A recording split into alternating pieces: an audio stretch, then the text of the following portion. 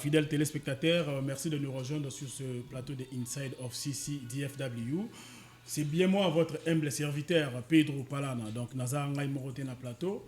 Donc, on présenter émission à l'élo avec mes collaborateurs. À ma droite, Nazali na Papa Basile Pinimoke, que je vais dire bonsoir, Papa Basile. Bonsoir, Papa Pedro Palana, les professionnels de médias ici à Texas, Dallas, est le meilleur. Merci beaucoup. Merci, Papa Basile. Donc, à ma gauche, Nazali na les patrons. Il y a un animateur Nyon sur la carte de Dallas. Monsieur, bienvenue à Tomé, ya boss. Bonsoir, bienvenue. Bonsoir Papa Pedro, bonsoir à tout le monde, tous ceux qui nous suivent partout. Donc, d'abord, il y a beaucoup en Amérique, il y a en Congo, donc dans la province, donc Makasi. Donc, tu aller en Poto Kabola, tu penses à moi que par rapport au Boébi, tu as un moment à la Coupe du Monde. Donc, 2026, donc merci à toi. Merci Pedro Palana. Très bien, mesdames et messieurs. Donc, tous en studio PPSV à Dallas, Texas.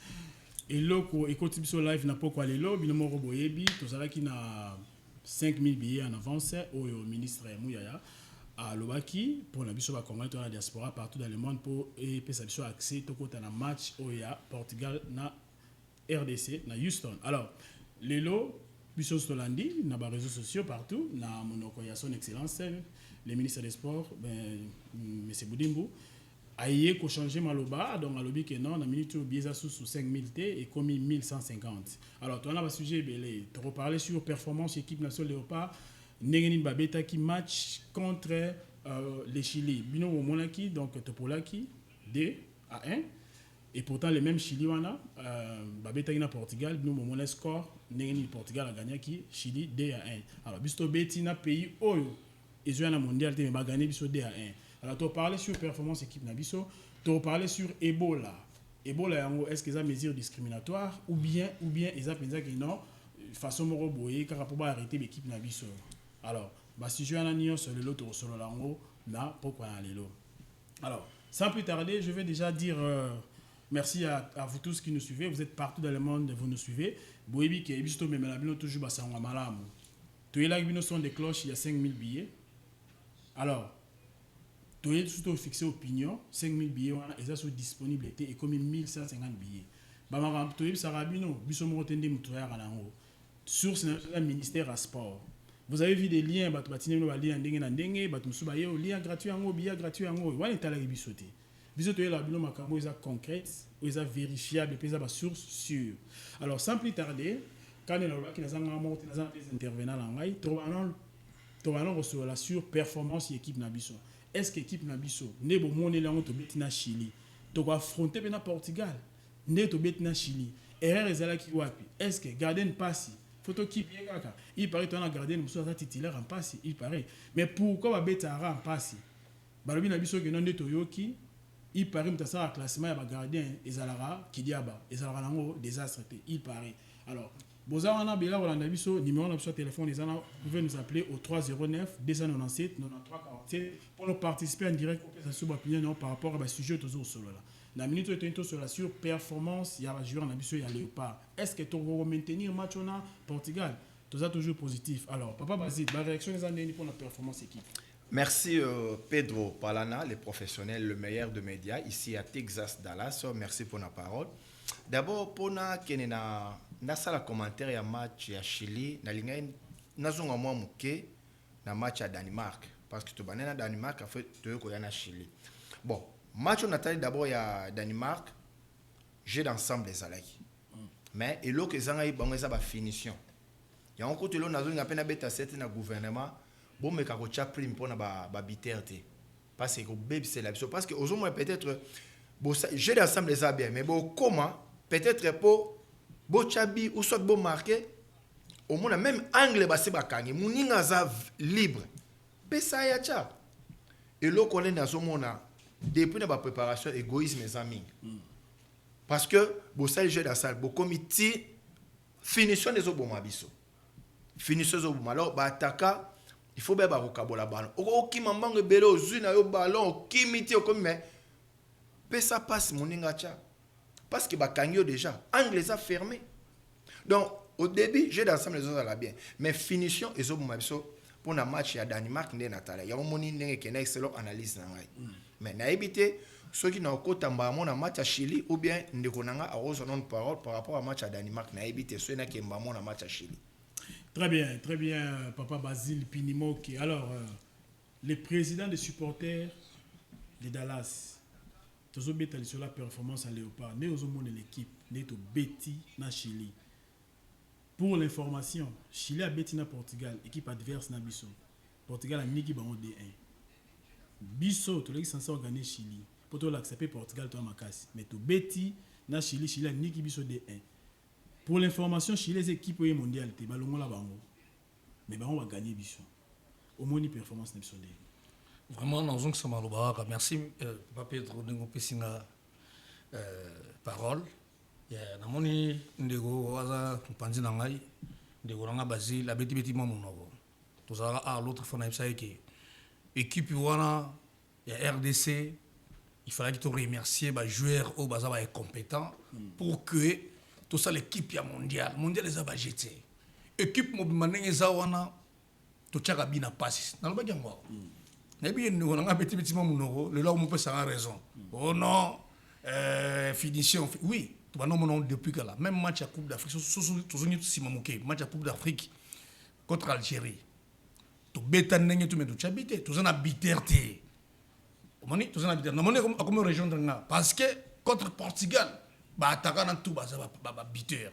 Même numéro 6 c'est pas tiraka. Est-ce que na RDC, l'équipe na Bissouana, le pas, n'a pas tiré, n'a numéro mon gars, que soit mon espace à tirer. Tout ça là bas monter. Bah comment ça? Il y a qui m'a rembangé dans le ballon qui était abandonné avant ballon. Vous comprenez? Mais quand même, tu peux ça la chance parce que sur le petit mois, à ta commune de qui a mois, donc tu peux ça la chance de façon que match en Portugal, on est dans match capital parce que ceux qui te sortent nil na capital dans Portugal. Par exemple, si tu gagnes un match, tu vas la qualifier pour que tu aies la deuxième phase. Donc c'est un peu cette équipe na biso. Ils ont un meneur de jeu. Bon, un meneur de jeu, c'est un peu balé. On a plusieurs exemples. Petro Nani Sipenga. Sora Betty. Sipenga. Na autre dans l'aéroport, on a l'autre fois Mukau. Sora Betty. Baché ata peut-être je sais pas, il y a comment Noah Sadik. Bon. Tout de fata Osimhen ou à Nigeria baché liboso. To tcha ba bien belé. Donc et là que ça a biso na attaque ou na bitter et puis meneur de jeu. C'est normal. Il fallait que des sabres tant que tu as une coupe d'Afrique a créé si quoi t'as moins 4 millions en attaque toi alimenter attaque donc on va pas la mondiale. Voilà, c'est un peu ça. Une autre question à Congrès Bazo s'est posée, pourquoi des sabres azoko keep Kaka gardien Mpasi na poto en lié place à Tchaï, par exemple, gardien moi Waza titulaire en passé. C'est qui c'est non? Régis. Azat titulaire en passé. Azat titulaire une équipe na yé. La standard de Liège. Comme on a yé Mathieu et Polo. Et Polo. Voilà. Tomoni et Yambela Mathieu et Polo. Mais pourquoi sélection a besoin gardien les anan? Ils a yé des sabres ou bien ils allaient qui diable? Pourquoi azo keep ka yé? Pour Tomoni berer na yé belé. Il y a gardien na biso Mpasi. Balé ya musika biso to beta ba l'été mais tozo mona. Pourquoi ils keep Karaïso garder Karaï pendant que Polo Azali? Kasi nazoki na maloba ndeko Basile nenga loba ke abandi na bana na pasi sadi babandi bilanga na pasi yango moni aoke na bango tili kolor ke yango te. Mais vous pensez pas que ça on est ramboka? C'est là nanu. Tout ça makambo amical. Au moins na minute oyo ba beti ba match amico. Tout le monde place ba erreur ezali. Ya vraiment na importance ya ba match wana ezala. Bon faut ba beta nanu tout à la place ba erreur ezali poto bongisa. Parce que ce peut pas bêter ba match te tengo te ba place ba erreur ezate. Très bien. Ya au moni entraîneur ya ba gardien zalaka. Vous comprenez? Il y a na canabiso Zaki Diaba. Oh, OK. Alors qui Diaba ne mtoloba que non a ebisi na collègue na ya entraîneur a ebisi que non placer gardien haut. Mais place on na na regret ça que il fallait ba roder ba gardien na nyos. Voilà. Au moni et cause à tous les 3 matchs Pascal Yamba Pascal mais ba garder na mususu tu es pas pour faire performance ça mon négligé Mpasi ya Yambaki tout le monde que Polo te au monde et ça bon na éviter stratégie nini qui dit bazo sala ya robomba ba garder mais OK na ba match il faut mutunio so garder no so ba meka bango nyonso ba saba en rotation pour toyeba net siko na minute ba déjà que non passe nenga zawana bala musika ba tire yo déjà que Portugal nenga zawana tira makasi Cristiano donc ça dit que ba déjà que garder to soy bon tu évites pas ces stratégies bazo bon ba garder pour ba yeba ba mona bango te que non ba erreur na bango ça on sait jamais et on a ça que jour wana tika moteki kwanga musali kwanga sa mama kwanga on comprend parce que tu as 3 gardiens mais baboy ko bimisa ba gardien so peut-être pour ba taba erreur oyo erreur neza boy oyo erreur neza moni ce qu'on a minute erreur nyonso ya passe bimi babi ki na kufa ba oliaye ba tira musika ba oliaye emso ba bombe na match ba bimisa ce qu'on gardien mususu oyo ba adversaire ba yebité donc quelque part tu vas condamner rotation quelque part après il faut savoir stratégie il y a ba entraîner donc tika mutamta sa musale ngana région de yote pour me ça que équipe Oebundaki. Équipe Oebundaki pour tous à la qualifier. Et ça équipe OP mais c'est l'entraîneur à maintenir. Mais bah erreur est monani et ça va bablo robongisa. Très bien. Alors là on a ngala lo ba ngwa. Très bien, merci à vous tous qui nous regardez. Donc nous sommes ici au studio PPSV de Dallas avec moi votre humble serviteur Pedro Palana. Toujours décortiqué donc actualité na biso o binomo boyebi biso na bino toyebi.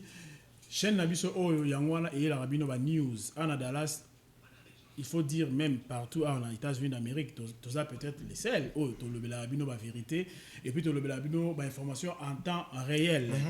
Tu betara masola Guadalajara na même plateau Oyo avion Yakaka, batu bakenda match, tu kota ba match to zonga. Kutsuna katu de Pedro. Tant tous les là en fait to senga billet ya to kendati.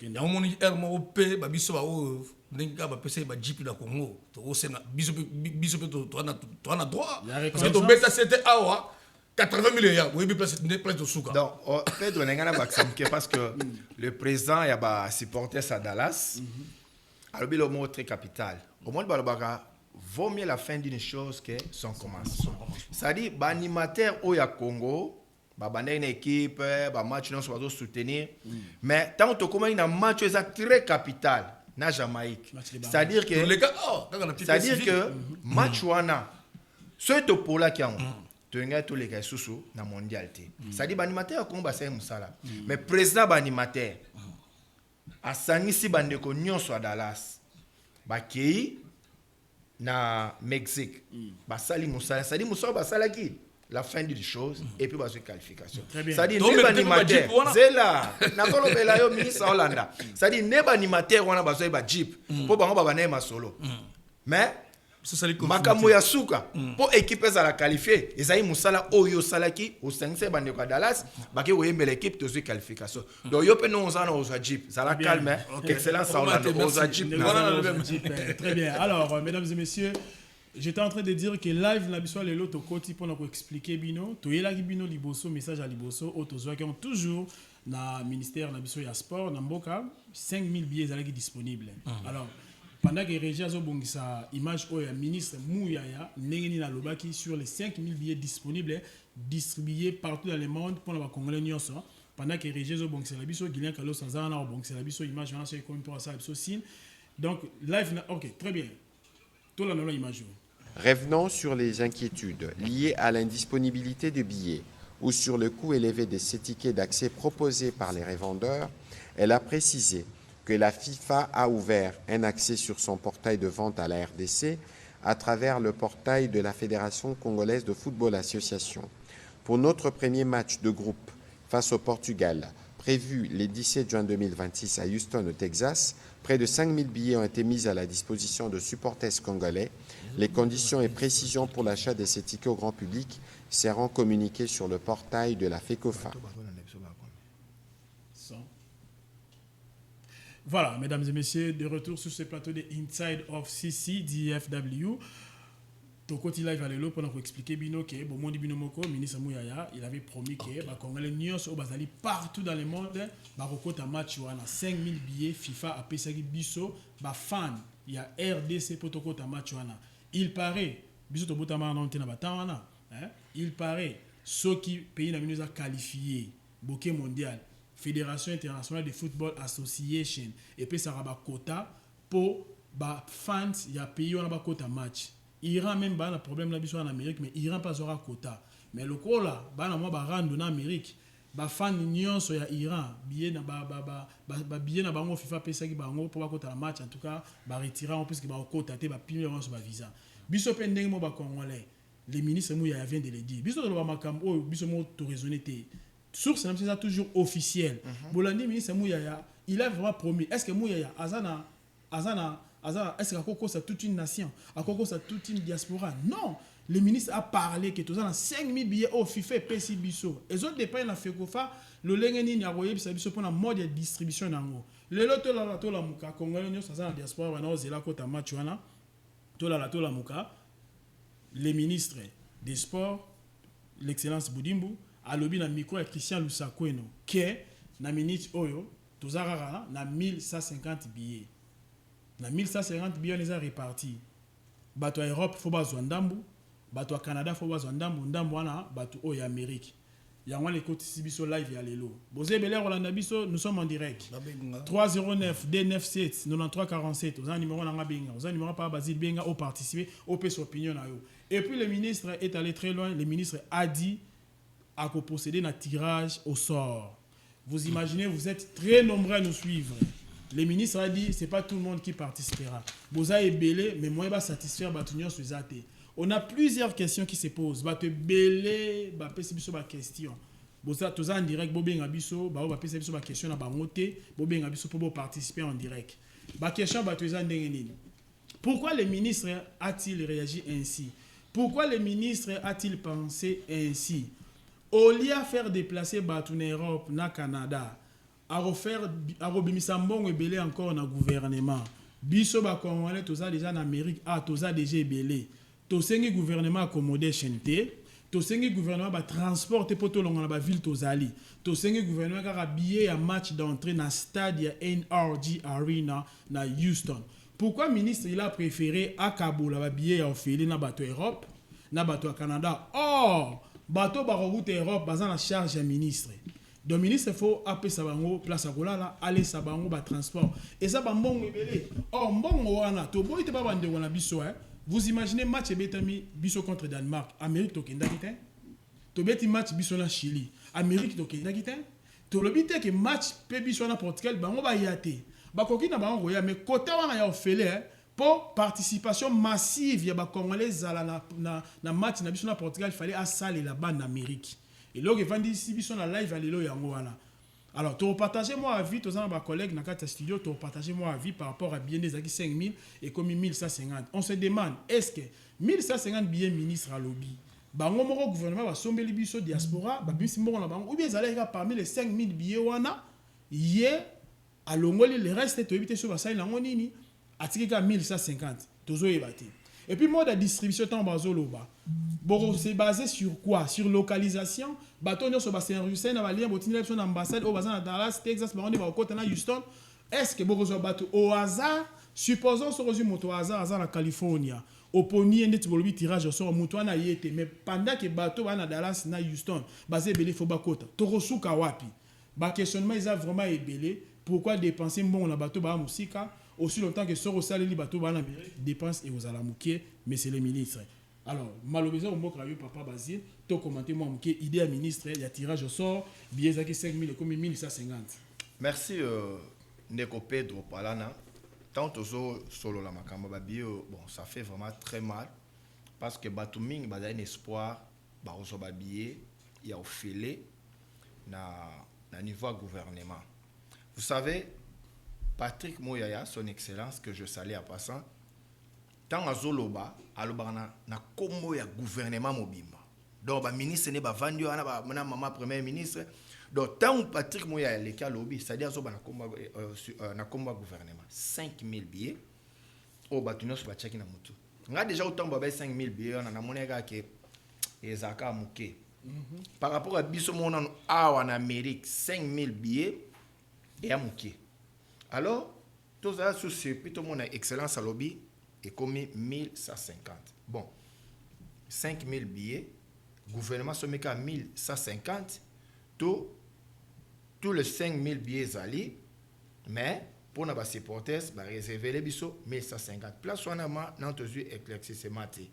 Alors pas ces années bande coming bazana na États-Unis awa bazaima na posa ba ya okota match wa batindi biso ba lien na ambassade batindi ba lien mibale monsieur Patrick Luyeye alobi aza mandaté na chef de l'État na ministre sport atindi pe lien na ye ya 5000 ayebisi bato ana Dallas babi sezo fele nazo pese mbote place aza so azolandanga pasteur ordonné Patrick Luyeye. Alors toyebiti Patrick asali koto 5000. Alors tozoye baté torosuka ndenge nini ne bazol ba tirage au sort ndeko Pedro ba o tirer à partir ba lien wana oyo to s'enrolaki quand nous ozoloba ce que se ba tirer moto a se retrouver na Californie a osala ndenge nini. Alors côté on a ba mekana ko expliquer biso est-ce que ba opesa ngo sur place ba compter ba to ya wana belé et ça la ndenge nini. C'est vraiment compliqué loko et ça là vraiment pas si ming. Et puis pourquoi son excellence alors bien on a retard boy parce que batnous ba check na idée na bon 5000 billets du coup boy son excellence a lobby 1150 et puis et le remora le baki est très capital. Chef de l'État a payé gratuité enseignement, chef de l'État a payé gratuité en maternité. Banan ba bénéficier non bandeko oyo basa na Kinshasa na Congo biso ba diaspora toujours bénéficier nani et le moment ya suka to ko sepela ngo au président Fachi Beton a rosala cadeau na ba diaspora to votaki ba diaspora ba votaki toujours bénéficier na le moment té to senga exonération awa pour na biso ba diaspora so to tini biloko na Congo ba dimnele biso na no douane pour biloko ekota na cadre kaka ndenge to votaki mokonzi to bénéficier pe na pouvoir Bien parlé. mais eloko sikoyo ya suka yango Fachi Beton président de la République aro sepesa bana diaspora 5000 billets l'euro te Fachi Beton Fachi ko beta so 30000 billets yene papa ya bana mboko yo to ana mbongo so ba mbongo ezobima ba 300 millions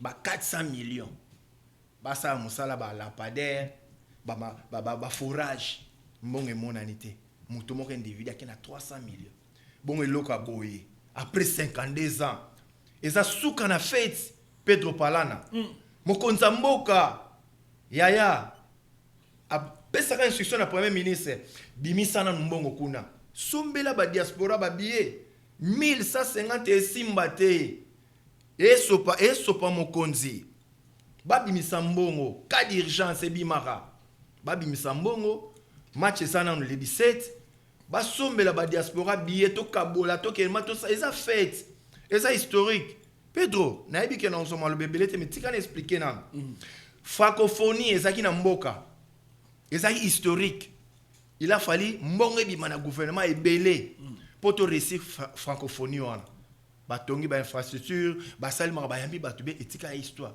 coupe du monde après 52 eza histoire à Fachi eza histoire à Fachi toke na fête oti na suka bosa biso pas cité 5000 wana son excellent patrimoine ya longa bi ba solo la ko mbongo ebi mata 30000 to CP là eza sengo eza historique otika na époque à Fachi Beton après 52 ans to ça qualifié match to kebeta esengo mais ce comme que to somba ba biebi somoko excellence Didier Mudimbo ayebi amona poto ayebi mbongo poto ndenge za passe chef de l'État Fachi Beton mona poto ya tongo ayebi to yebi que gouvernement peut so ba bien ofele na dernière minute boy komi les sous 5000 et komi 1150 to somba ba bien siko $700 na espace atayemo ba mbongo ya malili bozo ma ba 5h Fachi Beton yena na dernière parole mukonza mboka premier sportif à mboka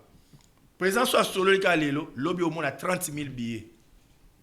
Vous comprenez naza sir na mukonza mboka 30000 1150 esimbate fête za bien te président fête zo beba 52 ans pour na biso ba diaspora cadeau ko pesa biso yango na président babi sa mbongo d'urgence basomela biso ba billet to kota match ya Portugal to CP là eza mala mumingi. Et s'il arrivait lui-même l'excellence le chef de l'État le commandant suprême aye na Houston ayo kisiko bani belé ya yeba congolais ba libanda ba koti match te et ça l'endeni les chefs de l'État fan zone wana basali wana to sepela na ngote mutalongwe Dallas akepa kota match na kata stade mais babi ke non ba bieze souste botana ba écran géant donc au kati musala a ozui repos au sengi congé pour qu'il ait la match ba biso ke ba bieza te bokota na ba fan zone lelo mo ba créer wana to donc na longwe Dallas na ke Houston pour que ait la match na ba écran géant donc président Mboka a solo la kaka moi 30 000 billets à pesna diaspora ça cadeau na biso après tout référendum mais a to voter kaka a solo la kaka aloba mingi te pas très bien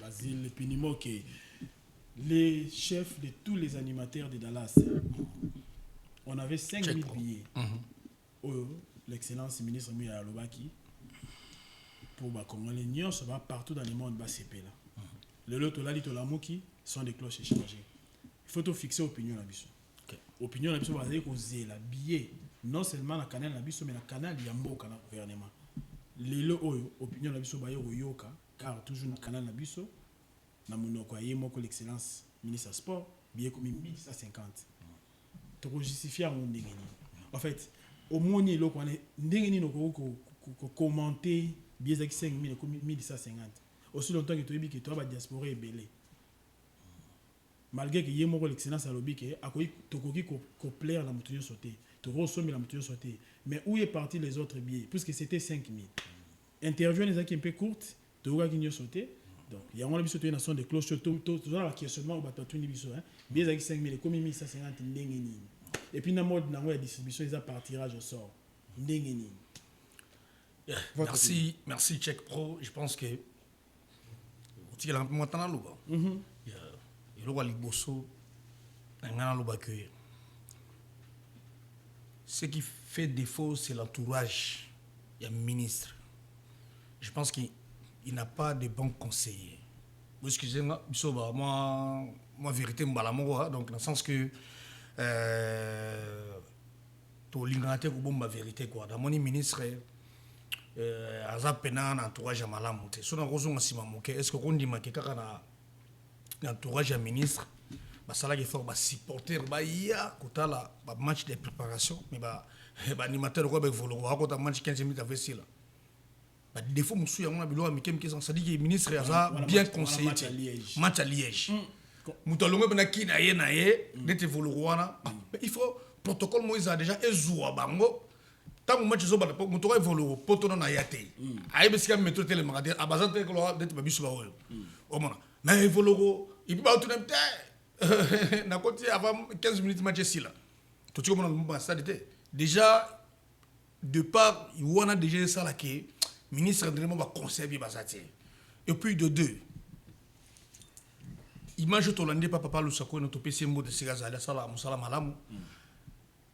Et bien en retard so que c'est que to ba que non to za 1150 biso de to benga ba boya poto ibis ba to pas ba billet ba yebi que 5000 to ko diembela to kota kaka mais il fallait ministre lo bango avant bien avant et puis voilà ba la disposition au temps de ma parler monsieur pepo ah tout ça là tout faut à ce que je joue peut-être dans ça là bien que le lopo jour na assister à match mais dans moment où tout à 7 jours il y a match ministre ko c'est comme on koloba lelo et pour avoir des dans acquis vraiment entourage à ministre il y a un moment to limité pe salama bisolo ba vérité nga banga na ngate to peo bona bo influence mo té bisolo ba vérité to va peka pour la vérité au moment ministre ça mal entouré il y a un moment ça ba biloko parce que ce qui ministre no ba ke le roi avant à disposition très bien mais OK to be nga ma se baser belé ba Cyril ba nani ba belé ba ayo ba de la tonton Boma ba zo benga que maintenant nini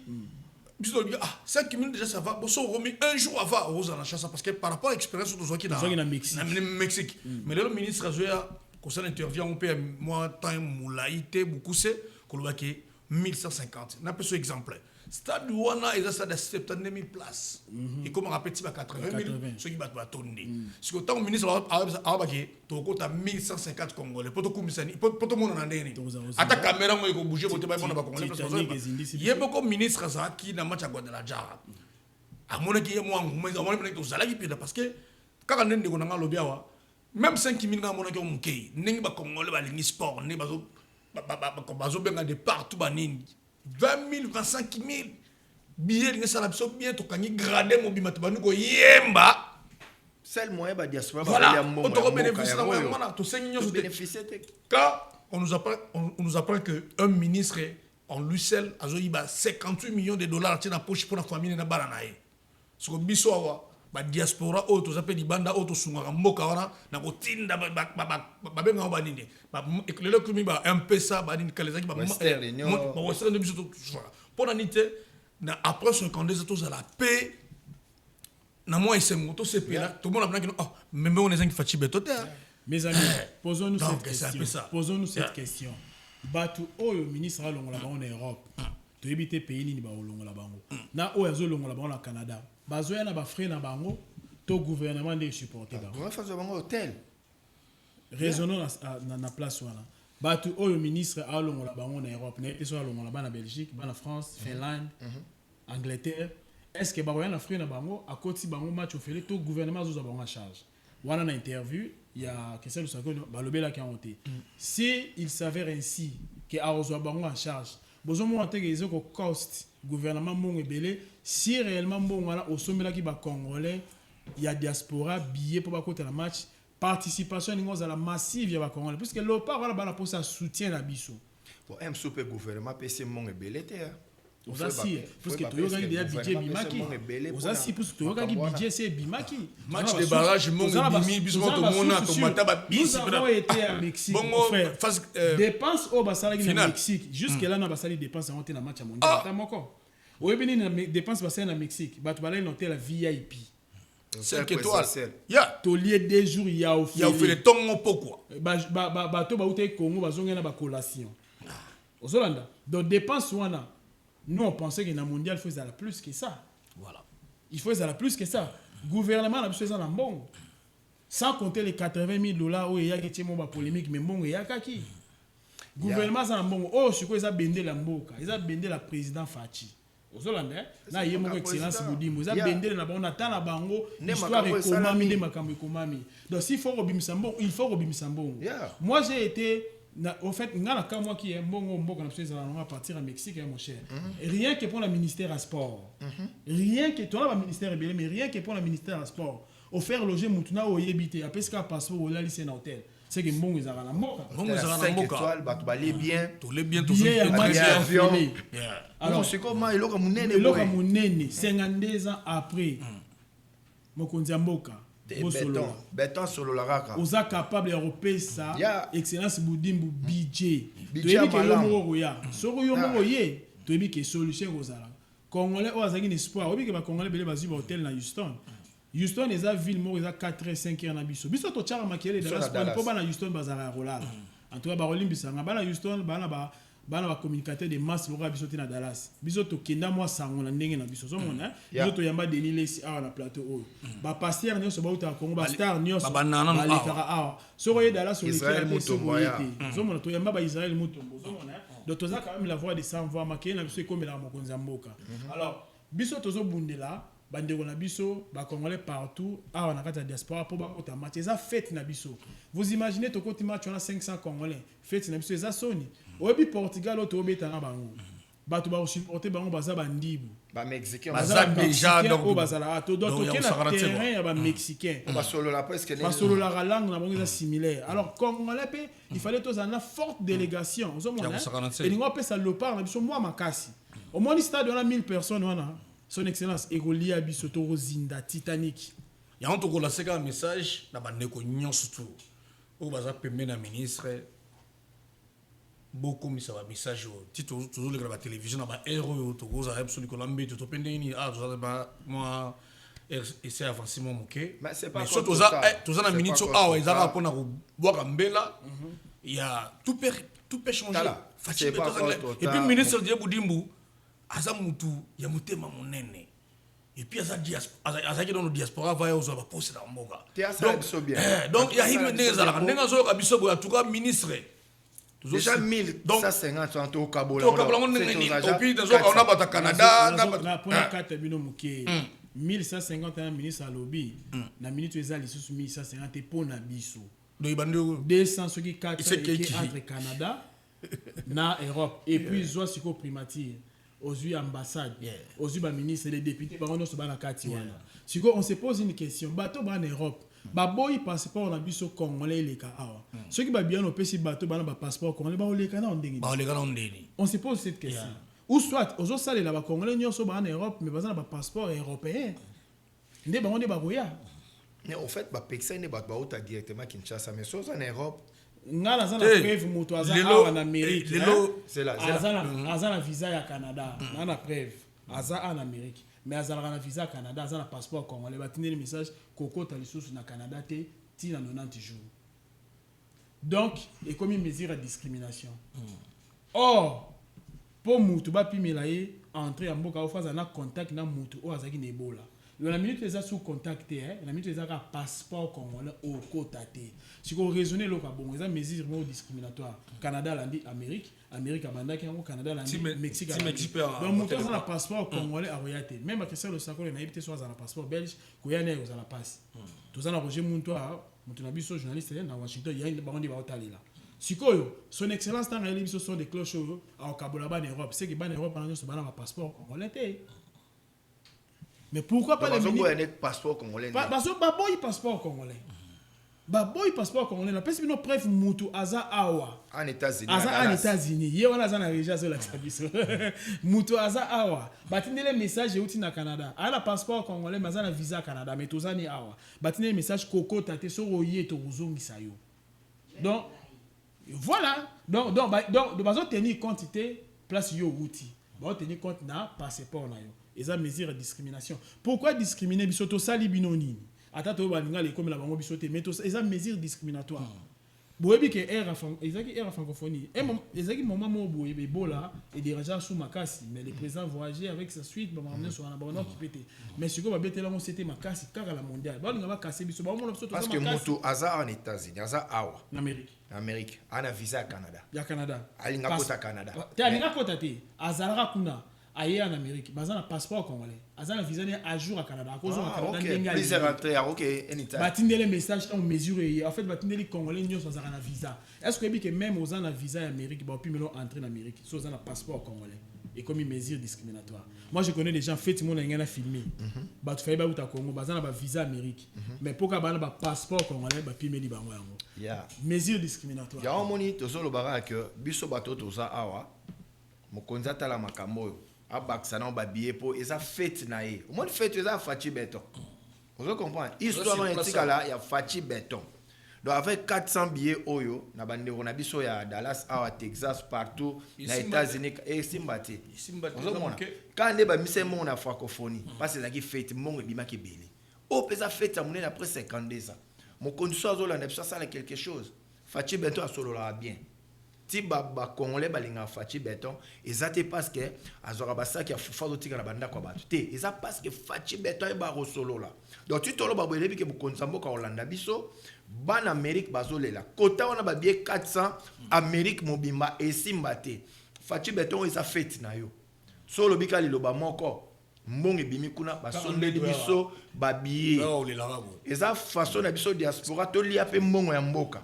Comment va le linga tete liambongo ambo? On vous lier déjà ko sepela to liam to somela ngoni. Bien. Pendant que les gens ont préparé sur vidéo au excellence. Voilà, c'est excellence à tout le monde. Ils ont 5 000 et comme 1150 ceux qui tous a d'un commun accord avec la région ça signe pour la retirer absolument wana. OK. Merci beaucoup. Bon dans l'élément au excellence à Lobaki pour tous on a la plateau de solutions. Merci. De mieux arranger, de mieux faire les choses prochainement. Mais le plus important, c'est que les Congolais doivent accompagner les Congolais. Là, nous allons faire une sélection. Peut-être entre 200 et 400 Congolais qui vont venir de l'espace européen. C'est 200 et 400 Congolais, mais je pense qu'il y a 15 20 000 Congolais qui veulent partir. Donc, on ne pourra jamais satisfaire tout le monde. Comment allez-vous organiser pareille sélection? On va le faire à travers notre ambassade. Heureusement, nous avons notre ambassadeur très dynamique, Christian Dongala, et nous avons aussi de l'autre côté de la France, monsieur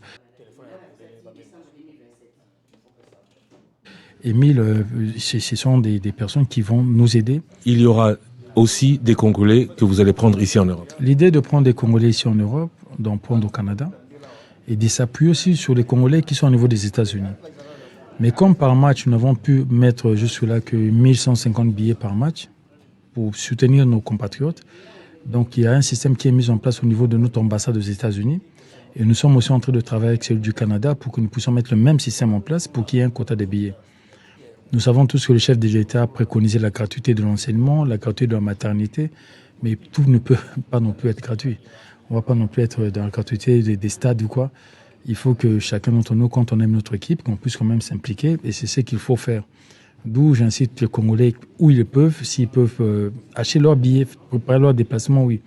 Le gouvernement va venir en appui, c'est prévu et c'est ce qu'on nous comptons faire, mais c'est assez limité. C'est vraiment assez limité.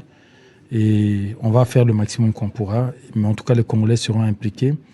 Nos stars seront accompagnés par la population, nos compatriotes congolais vivant aux États-Unis, au Canada et en Europe, puisqu'ils n'ont pas ce problème-là d'interdexer d'Ebola. Voilà, mesdames et messieurs, des ressources sur ces plateaux de Inside of CC, TFW. Vous tous qui nous suivez de partout, vous êtes partout à nous suivre. Vous êtes à Ohio, vous êtes à Californie, vous êtes à Denver, Colorado. Vous êtes à Louisville, vous êtes à Montana. Donc, nous sommes ici au studio PPSV. Toujours sur la Massolé, à billet 5 000 billets. Bon, tu vois, son Excellence ministre Boudimbo a diminué le nombre de billets auto 5 000 et commis 1150. Une chose qui se pose, mode de distribution, on va distribuer en gros le tirage au sort. Alors, biso tozo mitu na ba question. Billet on tiré na ngondambo 400 billets, 300 billets. Tirage au sort remboursé la ndeni. Condition de tirage au sort ils ont ndeni. Bon tinde la batu ndeni. Ce qui évoque que espoir pour la batu est comme déjà envolé. Il y a un toyé na son de cloches place aux alliés partout. Soro somagi bien na good job. Soro somina bien noté c'est les moments soma bien na FIFA les alliés il y a moins cher. Et ben na 700 et quelques 800 900. Soro en place resomba billet to yebité benga biso to resombela yo. Keba, ils ont la site belé à faux. La minute au third part pour la FIFA jusqu'à là officiel les athées. Mais ça, la site nous reçoit nos billets, bah on tient de l'eau QR code de CMD à match.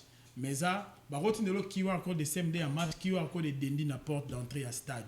Il y a un là pour nous la sécure, somma non la billet na website il y a FIFA. Alors ndeko Basile.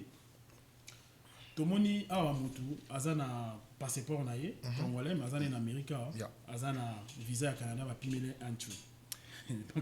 Merci beaucoup Ndeko Sope de temps tu as na télévision tu as constaté tu vas on lokutate c'est-à-dire que so otale mon message ezali ndeko azana biso en États-Unis azana plusieurs entrées ya Canada d'accord que Canada zongi ya zongi ana plusieurs entrées mais batine les messages ils ont message et outil na nini immigration ya Canada batine les messages na téléphone aza congolais aza na passeport congolais aza résident awa ana plusieurs entrées na Canada mais ba ebise ke akokota te siko ye azwe bolango wapi vous comprenez donc faut to la na makambo bien avant na awa aza na plusieurs entrées na Canada mais ba comme les gens visa na epesa na ba comme le ba ebise ke non okokota te siko ya uti Congo pas ala na biso donc makambo faut to la bien ba 400 billions na bozolinga bo pesa bo ba 200 kotoyo boza la sûr que ba to na ba oya parce que biso to za déjà a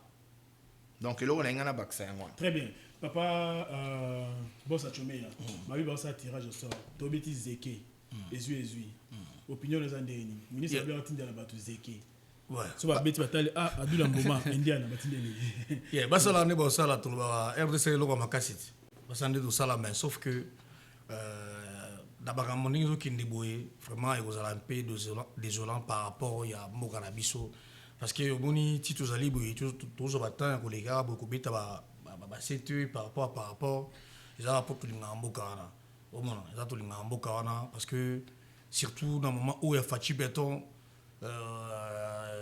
donc c'est la sophistiqué pas c'est sophistiqué c'est la sophistiqué le ministre Didier Boudimbo en tout cas je pense que toujours dans biso tous en a pour ça nombre les amuke nombre les amuke pour ça bobaki ça va billet parce que va Congolais va de partout.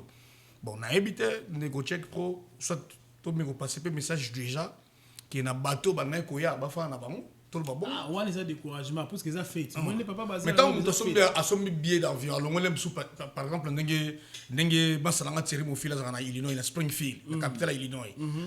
À l'ina son billet, il y a avion. Il y a avion à Kita, Houston, Parce qu'il y a des billets 5 000 euros, il y aura qui est aux alas. Ce que soit et qui à côté match, nous avons ils ont vraiment ils sont comme beaucoup de cas de ces gens. En fait, basomi babiye na bango, il y a avion, bazaki na espoir ya encore un match wana. Message est royal lelo une semaine en avance. Alors, ba Congolais ba loba pourquoi ministre vous avez attendu aux élus belé na dernière minute au peut ce message au tant que ça du sakon attendre. En fait, na mboka oyo allez-y. kokene match ya Portugal eza 2 jours 3 jours manqué na ba famille. Voilà tous les sabino.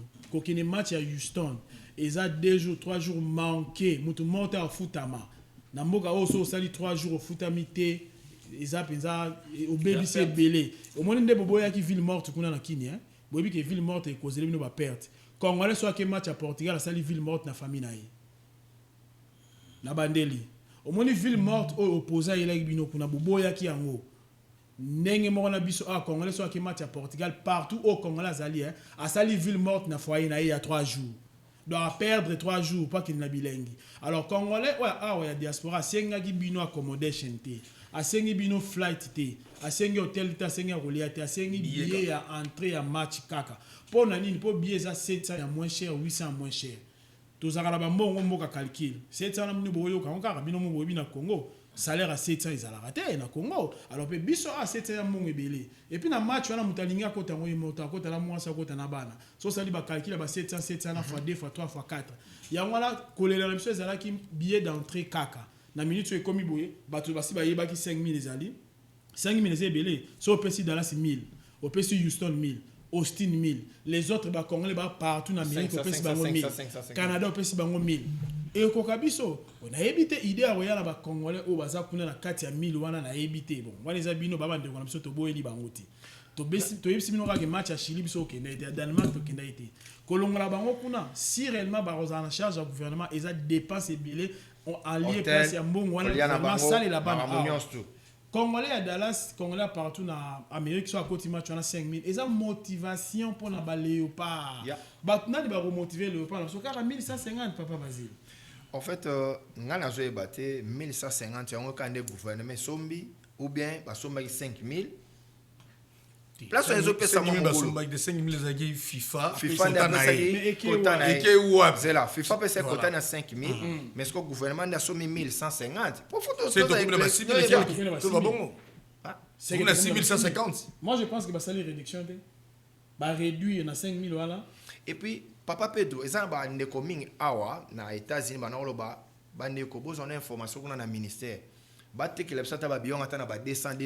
ça qu'on avait suggéré. On avait suggéré gouvernement. Na 5000 billets on a besoin qui est. Ce qui fait qu'on fait le bail que nous avons le portal. Est-ce que que na match à Danemark va créer une billetterie?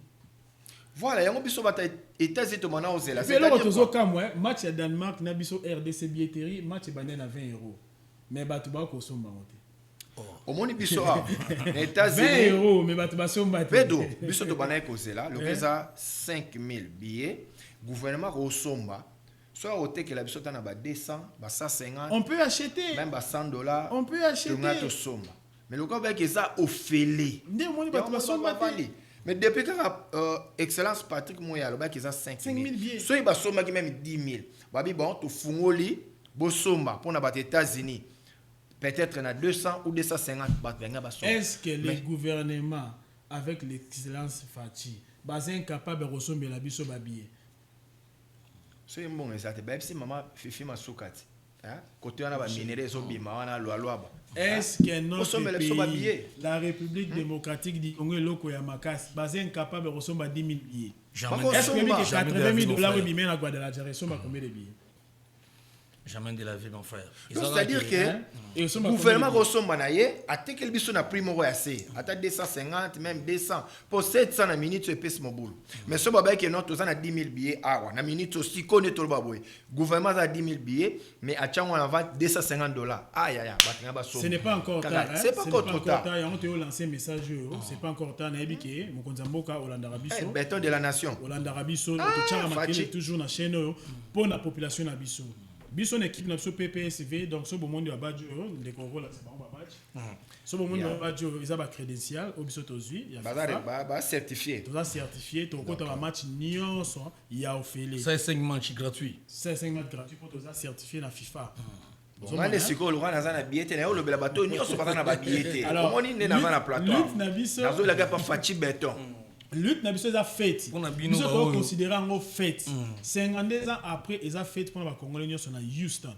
To pola, to gagner ils a fête. Tokuta na biso sur la Houston. Ozomona ya wana biso to Keba Sénégal a betaka France 1-0. Babara que Sénégal a pola France a gagné. Keba makameza il faut rappeler la votre téléphone est ouvert ba benga ba pesa pour définir comme je suis en train de dire donc nous sommes en direct tous en live et pas en biso tous déjà presque 0 heure na yebi na Congo kuna bolamuki sikoyo ata bomoni live on en retard botala ngwa différent na YouTube donc tozo tchango pe na YouTube donc beaucoup comme ça message comme le président est capable de ya tout faire la biso non ba billet pour na bana ya États-Unis 400 au ministre le pour na bana États-Unis ezamukie so le gouvernement ko so même so ba billet même ata lobby bo so mi na FIFA bo tekeli biso ta ba 200 avant mercredi to somba ba billet mais avec $700 na minute et pe sa mobulo Fachi Beton de la nation tous en la sujet mususu awa malgré toi la président animateur yaza awa tous en la sujet mususu ezake na Dallas awa toi une équipe d'animation et créamaki et pas ya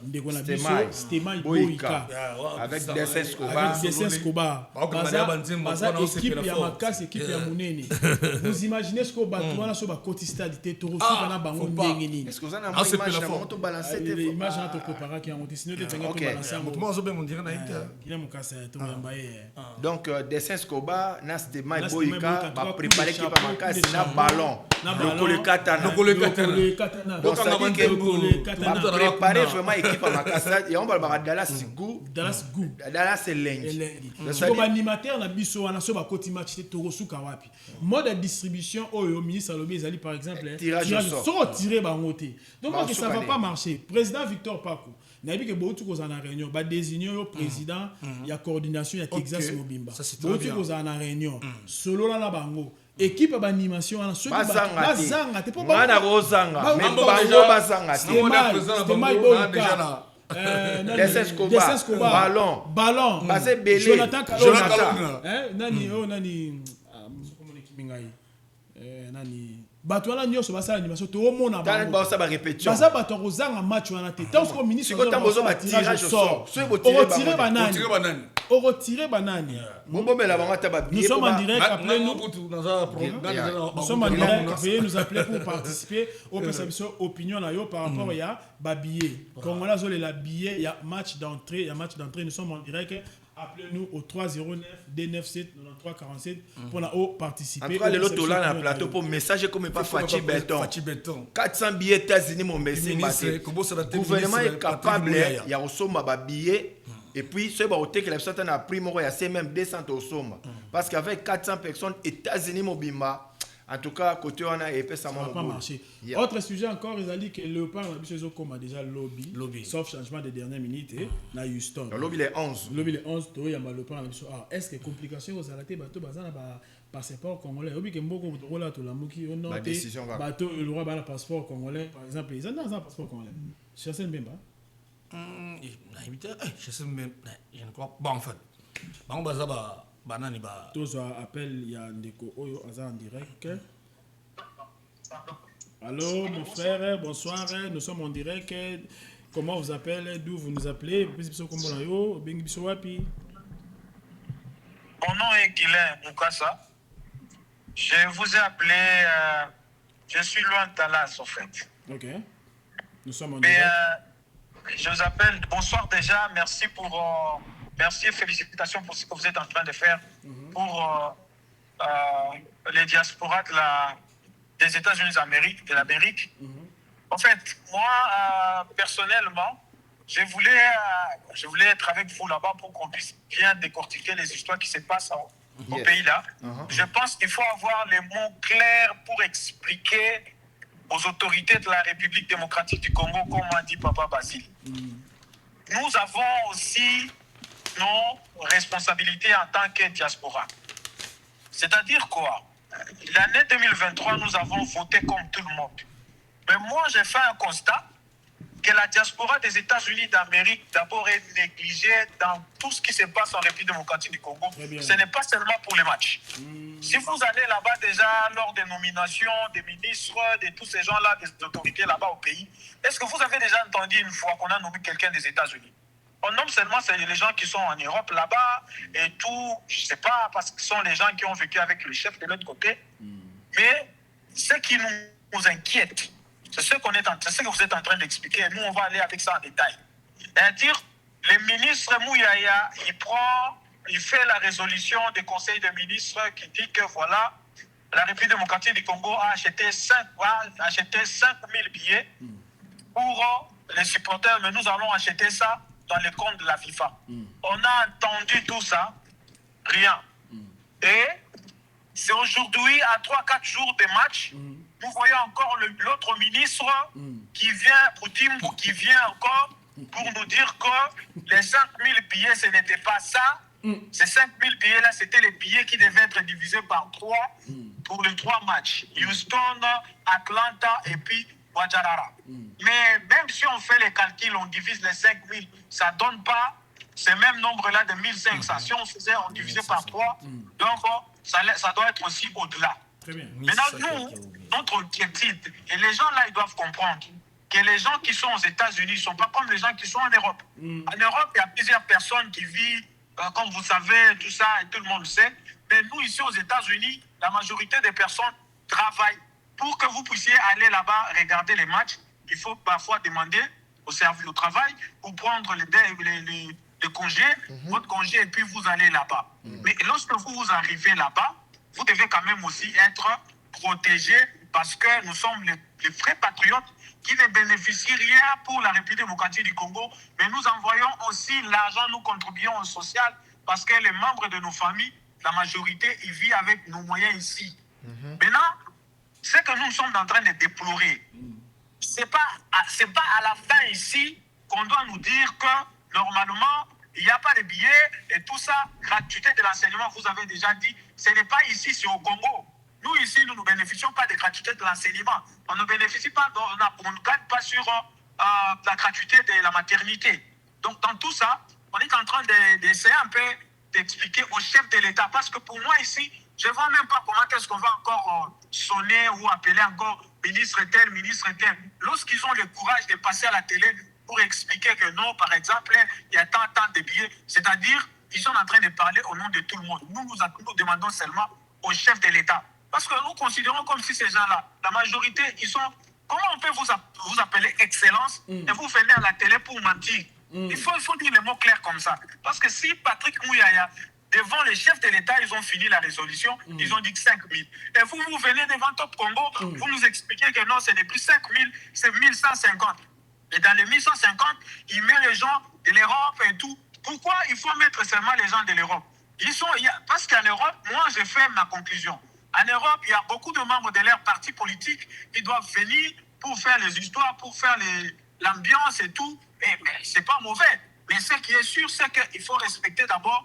Nous sommes ici, nous sommes des gens mobilisés, on est capable de faire ça. Comment ils peuvent déplacer les hypothèses, les gens qui ont quitté la République démocratique du Congo, c'est-à-dire ils ont payé les avions, les logements, pendant le temps qu'ils ont fait. S'ils vont faire 21 jours, 2 semaines, 3 semaines, c'est-à-dire c'est l'État qui est en train de prendre tous ces gens-là en charge.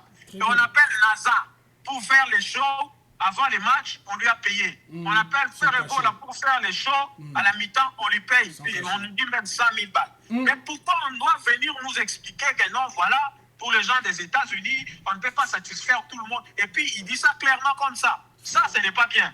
Déjà, si on va retourner, l'autre fois, on voulait nous mettre dans la liste noire parce qu'on a dit la vérité sur les 85 000 de Guadalajara. Si on suit bien, ce n'était pas sorti 85 000. Si vous voulez voler, nous, on est là, on peut vous accompagner, mais pas dans ce sens-là comme ça. Nous aussi, on a besoin de participer, gagner ce qu'on peut gagner parce que la République démocratique du Congo, c'est notre propre pays. Alors, au niveau de nous, je veux dire que nous, la diaspora, de ce côté-là, avec nos communautés, il faut faire la pression à l'ambassade. Il faut tout le temps écrire à l'ambassade parce que c'est l'ambassade qui est censée gérer ces histoires et les ministres de quoi? Notre ministre là, Madame Kaikwamba. En fait, c'est à ce niveau-là où encore il fallait créer une commission mixte. Le ministre du Tourisme, qui a déjà mis des attentes là-bas et qui a dit l'autre fois à la réunion, nous on n'était pas contents, et voilà, il fallait que les gens arrivent là-bas, les autres qui n'auront pas les tickets, il y aura un village francophonie ou un village léopard, et tous les gens vont regarder le match dans l'écran géant. Est-ce que ces gens-là, ils sont en train de réfléchir? Donc, ça sont des choses que nous, on doit bannir maintenant. Si on se laisse faire aujourd'hui, qu'on part là-bas à Houston, acheter nos propres billets sans que l'État nous donne les billets, c'est que prochainement, il faut encore faire le pire. Et quand on est en train de parler référendum, c'est-à-dire nous aussi, on va contribuer. Nous allons contribuer, nous allons voter, nous allons faire des choses comme ça. Mais pourquoi lorsqu'il s'agit de prendre les décisions, lorsqu'il faut nommer les gens dans des postes de commande pour que nous puissions aussi bénéficier, on oublie les États-Unis? Vous pensez que nous aussi, on n'a pas besoin de gagner aussi pour... Est-ce que tout le monde qui habite les États-Unis a envie de rester là pour de bon? Ce n'est pas ça. Nous voulons aussi contribuer pour notre pays. Donc, du coup, si nous faisons tout ce qu'on est en train de faire, voyez ce que vous êtes en train de faire là, vous êtes des pères de famille, les autres, ils ont peut-être fini le boulot, les autres, vous avez beaucoup de choses à faire, mais vous êtes là en tant que compatriotes. Vous parlez le pays, et puis vous parlez les histoires qui peuvent aider, qui peuvent aussi valoriser le pays. On est en train d'expliquer autre chose. On dit, voilà, il y a le Sénégal, il y a plusieurs équipes.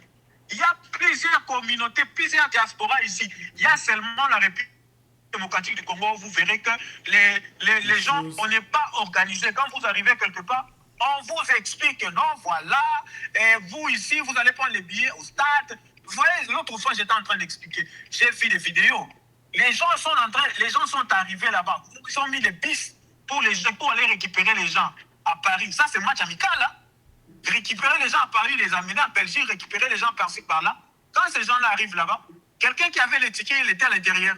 Et puis on l'appelle, il dit que non, voilà, moi, tel que je suis là, je ne peux pas sortir, je suis fatigué. Alors. Et dans tout ça, pour ne pas monopoliser la parole, nous, on est fatigué avec des gens, des discours comme ça. Nous savons que même les ministres majoritaires ne vont pas entrer ici. Alors pour eux, ce qu'ils avaient prévu, ils avaient prévu les villages là. Ces villages-là, devait en fait sortir l'argent pour ces pays-là. Cet argent-là ne peut pas être bloqué. Ce qui a été débloqué, pour ici, on est disponible, on est compatriotes, nous aimons notre pays, nous voulons contribuer à l'évolution de notre pays. 52 ans, ce n'est pas mince affaire. Dans les là, on va soutenir l'équipe, mais il doit passer à nous. Donc, on laisse aussi l'espace à d'autres personnes d'expliquer. Ok, merci. Très bien, Guillermo Kassa. Donc, nous avons suivi l'intervention de Guillermo Kassa. Donc, moi, ce que j'ai retenu, mon frère Basile, mon frère Bossa Chomea, Bazo a négligé la diaspora trop. Surtout les États-Unis. Surtout les États-Unis, nous sommes négligés. Ba poste aux OP Samanamboka, au moins, jamais mon diaspora Amérique a son poste. Poste est capable de voter. Mais pourtant, nous sommes votés. Toujours rempli des voies patriotiques. Donc, si on a des dépenses au Basali, en Belgique, pour un match à Liège, Kobeng Sabanaza, Bakaché, mais pourquoi beaucoup négliger match à Portugal? Oh, il y a un match à Makas. Il faut il fallait le gouvernement dépenser 1000. Match à Bissona, Ouzbékistan, il y a un match à Mouké. Atlanta. Match à Colombie, il y a un match à Makas pour Colombie, il y a un bête à Saranate. Match à Portugal, Colombie. Alors, avant de commenter, tous les en direct. Joyeux Noël, papa. Allô? Allô, nous sommes en direct sur PPSV TV. Je suis en direct. Ok, merci beaucoup. Je suis Monsieur X. J'aimerais bien éclipser mon nom pour some reason. Très bien. Je vous appelle depuis quelque part aux États-Unis. C'est juste pour parler en rapport à ce qui concerne le billet concernant le match de Houston. En fait, essayez un peu de parler de certaines vérités sur nos autorités pour ne pas qu'ils négocient quand ce qui quoi que ce soit. Nous devons comprendre, il s'agit de la fête. Fête à Houston, ça concerne nous les Congolais. Nous venons là-bas pour soutenir l'équipe, de façon que nous qu'on a besoin de la représenter. Les histoires là des billets, midi à 14h, on a déjà tout compris. On sait comment cela va se passer. Puisque quand on nous dit que non, ça, le système, il y a tirage au sort. Je ne sais pas, tirage au sort. Vous allez tirer les personnes qui sont malades, vous allez tirer les personnes qui n'ont même pas la disponibilité de venir, qui ont d'autres, peut-être, empêchements de ne pas venir. Vous tirez tout le lobby qui par la suite, ou vous allez donner le billet à bateau, ça va manifester volonté dans Bango Yamboya, call off pour Kebalukabaya. Tout ça, vous devez comprendre que non, ces gens-là, ils cherchent c'est qu'on appelle là où il y a le magouille, ils cherchent comment gagner de l'argent. On a toutes les informations. On sait comment va se passer. Puisque les billets dont on parle de 5 000 billets que le ministre Aïe a parlé lors de leur conférence ou encore quoi que ce soit. Voilà, conférence des ministres. Quand tu en as parlé, les 5 000 billets dont on a parlé, ça a déjà été commencé à distribuer parce que tonton ses amis, à Kinshasa, pour prendre le rendez-vous, puisque pour que les Canadiens ambassade, rendez-vous, c'était comment dire la condition, il faut avoir le billet. Et ces billets ont été distribués par les pour que et actuellement, on parle, quand on a suspendu le comment dirais-je, toutes les interviews et qu'on sort, Babylone est comme à la tralala. Et on a tous les circuits. Qu'est-ce qu'ils cherchent? Ils ont déjà mis ces billets-là en vente. Bientôt là, vous allez voir, ils vont nous contacter qui va billets à côté. Ils ont mis tous ces billets-là en vente. Et alors, parce qu'on a dit clair, s'ils veulent vendre ça, ils ont la publicité que le gouvernement a sauté comme billet et non que les Canadiens là pour récolter de l'argent. Tout ça, ça va frapper au bateau sale. Alors on connaît tout ça. On n'a pas besoin de demander quoi que ce soit. C'est un droit. Et ils ont dit que le gouvernement a les billets au Bakopé, ça là-bas, supporter au Bakopé. Qui ont distribué? Allez-y, vous comprendre. Tous les gens ont développé. Ça nous reste quelques jours en match, mais on n'a pas de billets. On doit commencer à appeler. Je ne sais pas, tout c'est à la banque qui banne, qui m'a pour apprendre de billets. Tout, nous devons dire non. Alors, le président doit être au courant de ce qui se passe. Va fouiller, va comprendre de quoi c'est ce qu'on parle. Il y a des billets qui sont mis en vente. Il y a des billets.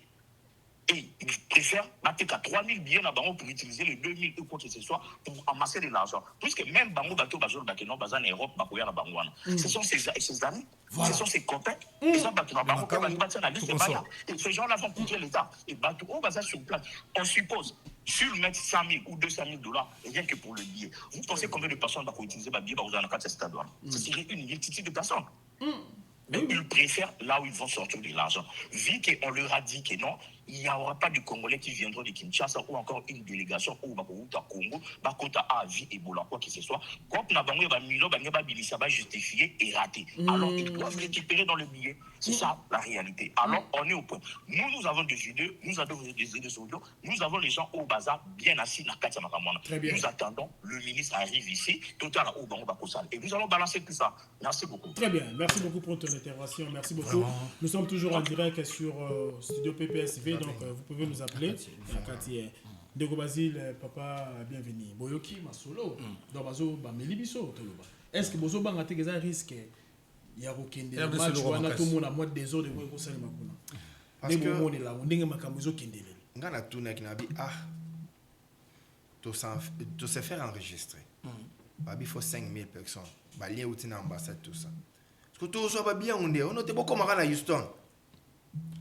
Un responsable, père et famille, au cas Houston, beaucoup pour aucun des habillés qu'on a su que bande quoi ba ita ibele ba ko yesa ka Dallas Royal Austin Houston tout ça su que to za la wapi poto ze la babie ona boza jana Houston. Et puis mode de distribution za la ndenge nini. C'est ça. La Guadeloupe za la ndenge nini. Mutu mo za na babia ba nyoso. Après ceux qui ont encore de scanner na téléphone na yo. Aucun stade ba scanner qui ont encore dans nos côtés. So za na qui ont encore déjà ba scanner ko denda. Yedenda. Moni Guadeloupe za ndeza siko 5 000 personnes au Baroya Kuna. Plus de 5 000 personnes en Goumé aux Alakuna. Nani angwa aux Alana Babia Batio Satin de la Rabat. Tout chata 400 au ministre Alobi. Est-ce que tu as couru un risque qui est à désordre des Alakuna? Donc, yo, au long Dallas, pour au Marono Zoabié, tu vas baquer au Tala na ba fan zone. On a la saison chaude. Non. Nakati ya Texas. En tout cas, Fatia Kotara Makamo mo konza. Président Kota Makamo yo. Parce que ça la président vidéo boka télé botine de la yo karata la rabiso. Président intervenu 400 billets États-Unis mo. Président la volonté ba problème so ba ça la fête ya 52 ans. Gouvernement a foutu l'élection telle transporter billets kaka pona bana ya États-Unis. Pour Europe ba foutu la bango ba logement kolia na bango dépenses ça so ebele. Biso toza en États-Unis, tu as besoin il y a logement, tu as besoin de billets. Ceux qui m'ont dit pourquoi vous savez la mou mouki on a été battu bako tebele en lieu place m'ont dit mouki bo yo mimana battu ba musika bo sala ba dépense ebele. De quoi tout le battu pour intervenir. Béton comme tant le basuka. So ba bimisi mo ba reçoit so ba biesa non trop tard té. So to so mon ata ba 200 ba 150 y a problème té. Mais toi qui n'est pas 400 tirage au sort ba wa retirer mutu moko M so so ya na été et fait ça mon boulot. Donc toujours 50 interventions mu konza mboka tant toujours les na plateau boye peut-être pour tout ça na bambongo te mais nouvelle amonde et na ebimi na moins retard que 400 personnes pour les États-Unis. Or que ce gouvernement soumet à billet na niveau à FIFA a teke libiso ne basala que na match à Danemark. Oui, na match à Danemark billetterie ça qui 20 € et bandi na 20 €. Et non ça n'a bien. C'est possible. Ils en ont tardé, c'est possible. Le président non, le président est capable. C'est le premier sportif du pays. Fatih Beto est capable de faire quelque chose dans le temps haut. Il y a un Konzamboka. Pour babier, on a $718 sur quoi. Nazana Ndegomoro, Azona Nabiso Net Kita, il y a Azana Canada. À Epsingaï, à Somi billet d'avion $1000, Canada, T Houston direct, $1000. Azui Airbnb, et costé 500 et quelques. Azui Rental Car, et costé 500, a dépensé déjà $2000. À l'Arabie Saoudite, fidèle téléspectateur na biso. Azala qui toujours na espoir en côté match wana pour ba biaiser belé. Na dernière minute on to balancer vidéo excellence Boudimbo. A regretter. Abi na jouer akanga mais na éviter son hôtel à dibanda so wapi. Tala au niveau mboka na biso ezo mimela biso na ba compatriotes na so bazali. Information au mokonza mboka, il fallait payer ça yango en avance. Bateau bazali musika. Hein, il y a un ministère, hein. Il fallait appeler ça en avance. Il ne fallait pas aller à la dernier moment. Supposition, M. Zaliso qui Lusako a appelé ça qui est mes côtés. Tu as surpris. C'est ça le problème. Tu as la surpris. Beaucoup de Houston Boué. Ou soit tu bisonnes tout ça dans retard l'information. Ça c'est la place où tu as signé cette information. Soit le président communauté Bayebi. Non, je ne pense pas. Moussa, la président communauté, ils faut rendre des compte. Ils ont même tout voté. Pour qu'il y ait une information à bomba. Ces gars-là, ils ont informé. Ils ont informé. Ils ont un président mon côté à la communauté congolaise. Ils ont informé. Ou bien ils ont le Bélamacama mondial. Car à Bissot, journaliste, c'est le Bélamacama mondial. Notre mission, c'est d'informer. Parole aux téléspectateurs, mais mission, c'est qu'on informer. Batouazo a accusé Bissot, Bino Boloba, Makamba $80,000. Non, il fallait tout le baron. Tout ce que Batouazo a bien fait. Batouabunda, Kuna, au Mexique, Balinga, Babeta, Mouton, au Mexique. Tu balances la vidéo, on a fait. Toya, ah, tu coudes à la mondiale, on a ya, Kenda, Fima, mondial, on a fait ça après. Tu balances la vidéo, on a la filmant. Ya, on a la vidéo là.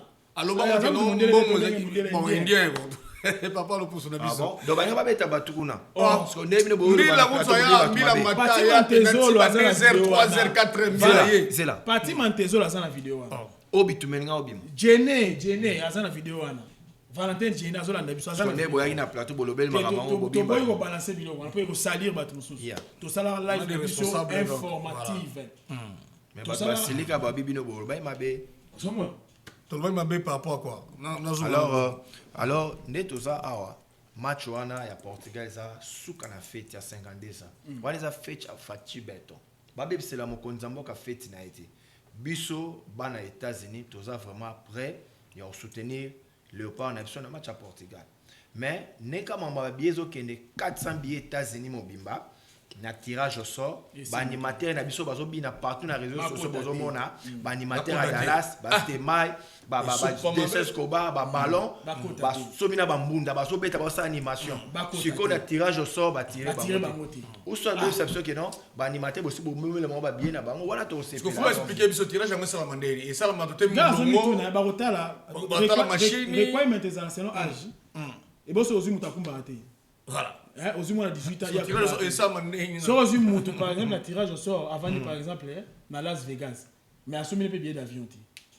Ou bien tirage au sort, pour ça, la localisation, pour à Texas, pour juillet. Dans la Kabola, il y a des billets au Mexique. Na Mexique, il y a les qui habitent dans l'hôtel de Zayou. Les qui habitent dans et on est officiels. On les a de l'eau à Balaba. Il y a une équipe qui est ministre. Et ben non, il va qui pèse. Il y a la chou. C'est ça qui a. Les qui habitent dans Chum Takabola. Non, c'est drôle ça. Qu'est-ce qui s'est passé? Bien qu'on ait Mexique, il y a même ça. Tu es un gars de la fédération. Il y a qui n'a équipe qui n'a ministre. On est les gars de la chute. Les gars de la chute. Ah, ben la chute libanais. Maman, il y a aussi maman Congo. Il paraîtrait attaqué mais il non officiel. Parce que même ba link est tamboli. Ba tu atindelinga papa pe de checker na link. Obi link on a soki aux yeux en haut au s'enregistrer na soki est généré QR code. So quand on est la boule na qui wa code na zui mais les billets. Or, billet à FIFA, qui a encore des bimaka un jour en avance, ou bien des CMD à match. Ok. Expliquez dans les locaux. Parce que tu as un billet. Eh, bandero bola na biso. La link batindela yebino na yebite so ke utaki wapi. T'es là Patrick Luyé. Ya lui yé. Ya, aza pasteur. Pasteur Patrick Luyé, à l'état qui a bien mandaté na chef de l'État et puis na ministre à lobby. Alors ce que toujours c'est là ndeko Patrick Luyé à l'état explication ndenge ba s'enrôler pas et puis na ba bisi ba parce que to ba ba bisi au félé Dallas na Tina Houston. Il y a tant de babou ça simana qui est derrière lui. Non, il y a ba qui a un mandat. Vidéo ezali no il est partout na mandaté na chef de l'État et puis na ministre ya sport. Tout la ndenge nga lobaki. C'est un pasteur ordonné à ce boye baraté monsieur Patrick Luyé. Donc bango ya ki na son de cloche que ba pesi no lien ils ont créé par Congo Directory et par le beau-frère Lamai. On ba créé qui on ba molenda ba créé qui website na bango ba créé ba sungi bandeko wana. Alors ceux qui au sala enregistrement na website wana ego généreux code wana eza na normal, eza na ngo et la qui sur ça enregistré mais alini na FIFA ti. Code QR code ya FIFA. Obi ke bato tina même vidéo moko ndeko moko ya zana kini ya YouTuber. Alors ba vidéo ba 5000 boze la na. Yese teka makala se pesa makala. Kaka moto zana QR code ne wana na on stadi ba scanner ya mo papa. Stade web ba scanner QR code zana FIFA te. Ne ba bengo policier. Ne ba chomo panzi. Et puis il faut signaler la Congo est-ce qu'il y a certifié na FIFA ne bien boza certifié boy. Alors ça ba information boy ya maîtrise YouTuber ba ta awa benga ki ba pesa info on pas relater. Ozomona do ba QR code obozwaki na ba lien wana batina bino za non officiel. To yebite ceux qui imaginent ba osala QR code na bote la bino billet à FIFA. Ba la capable ba la relation na bango so ba na ba la na bango ba kosunga bino. Mais gouvernement congolais coûte à peser 1150 et bon il y a bino bi ke bino beti sold out bo na 10 000 personnes enregistrées. Vous comprenez? Ba beta deux fois. Ba 5 000 ba leki ya gouvernement on appelle ça 5 000 à goupo. Ba doubler. Bon, gouvernement ba kaza na 5 000 billets, ba beti 5 000 ba doubler sur 10 000. Moi on allait go bimé pas ya nani ya resembela to ba billet. Na minute billet za 7 ans. Oyebi nini? Bato ba na ba relation na Fekofa. Fekofa za na code. Tu appelles ce code wana, au sommet bien moins cher. Tu appelles toi et maintenant appelle le moto continue. Allô, vous nous appelez d'où? Quel est votre nom? Nous sommes en direct sur PPSV TV. Quelle est votre opinion? Alors, c'est Chansa, on est. Ah, ok. Qu'est-ce en direct, Chansa? Bon, le blanc billet. Oui, tout le blanc billet. Ils ont 5 000, comme 1150. Et puis, le repris, ça bise en haut. Par tirage au sort, ils ont 400. En tout cas, c'est vraiment regrettable. C'est vraiment regrettable. Pourquoi apparemment, le gouvernement, on dirait, commis qu'au Sakanana, donc je m'excuse, au Sakanana, dans quel sens que ils ont parti à Batou où ils ont beaucoup plus de considération. Et puis, c'est une chose qu'ils vont considérer Bangotier. Quand je dis ça, je vois l'Europe. On dirait que le gouvernement a dit que ça a beaucoup plus d'importance dans le bateau basé dans la zone Europe que le bateau basé dans la zone Amérique. Là, il y a qui déçu comment on a Bamakambo, il y a des cas, Bamakambo, il y a code. En tout cas, j'étais bouleversé. Premièrement, personnellement, j'ai écrit à l'ambassade. On a communiqué à l'ambassade, on a communiqué un email que, vous voyez, situation que je ne donne pas plus de détails. Situation que nous avons mais donnez-nous un peu de précision quant à l'organisation et ma campagne. Et puis l'ambassade m'avait répondu, il y a des solutions qui est personnellement, je communiquer à la tête. Et après 2 jours, je communiquer ma campagne, il y a un tirage au sort. Je communiquer ma tirage au sort. Je n'étais pas toujours satisfait. J'avais dit Top Congo, j'avais dit Radio Top Congo, j'ai fait un message de la ministre a fait sa information claire par rapport à la billet. Voilà pourquoi Top Congo va s'aller appel. La ministre a répondre à la question à l'auditeur. Entre autres, question à poser qui pour la billet. Mais je suis complètement déçu pour le Kake. Ministre Lobaké va réserver 1150 billets par match. It doesn't make sense. For Batou, Coupe d'Afrique est au Bétama. Coupe d'Afrique est Bétamine. Mais Europe, Afrique, moi, avion. Afrique, avion pour la Europe, même Maroc, Bangladesh, Hôtel, Fouté, par jour. mais biso en Amérique match joué au Bitama awa na kati ya Amérique vous avez la biso 1150 billets na batu ya Europe na kati et na kiti nini et dans ce sens en tout cas check pour na mona ko so publier vidéo ya papa mo ba luba to tia makile de to tele mato loba o eza ko sakana ba to ko vanda kinya buete donc opinion na ngezana bino bozala plateau boloba yango osala ba vidéo boloba ke nous sommes abandonnés nous sommes négligés alors que compétition do betama na zone na biso et ça bien parlé match amical au beta na Danemark na France vous avez dit que basela ba babi vous avez dit que basombela ba kinsu ba biye match amical na match amical. Mais alors, match na biso à Coupe du Monde, il pas biso en Atlanta. Match très capital. Non, tout ça, ils vont bon à hôtel, ils vont bon à y a avion, tu vas mis au cannabis, tu vas réserver l'hôtel. D'après ce biso va billet, il faut qu'on s'en maquille. Moi, je ne suis pas d'accord avec le ministre. Voilà pourquoi biso n'y a pas congolais, biso va déjà na leader d'opinion. Bon, le bago tient maquiller, d'après ce biso va billet. Très bien. Donc, on a beaucoup na Houston, na moi, ils ont tient maquiller. Bien parlé. Très bien. Très bien, Chansard. Merci beaucoup. Allô, nous sommes en direct. Au président Kombo na yo, on a vu le Bengel Bisso, toujours le Bela, à Kati Akei. Alors, mesdames et messieurs, donc, tous dans la studio PPSV, Tobe Tamasolo et Babi à match. Tout ce qu'il y a quelques jours à Zongeli Bisso, tous voyez. Allô? Les Okata, sera bien tout les sous toujours. C'est ça. Allô?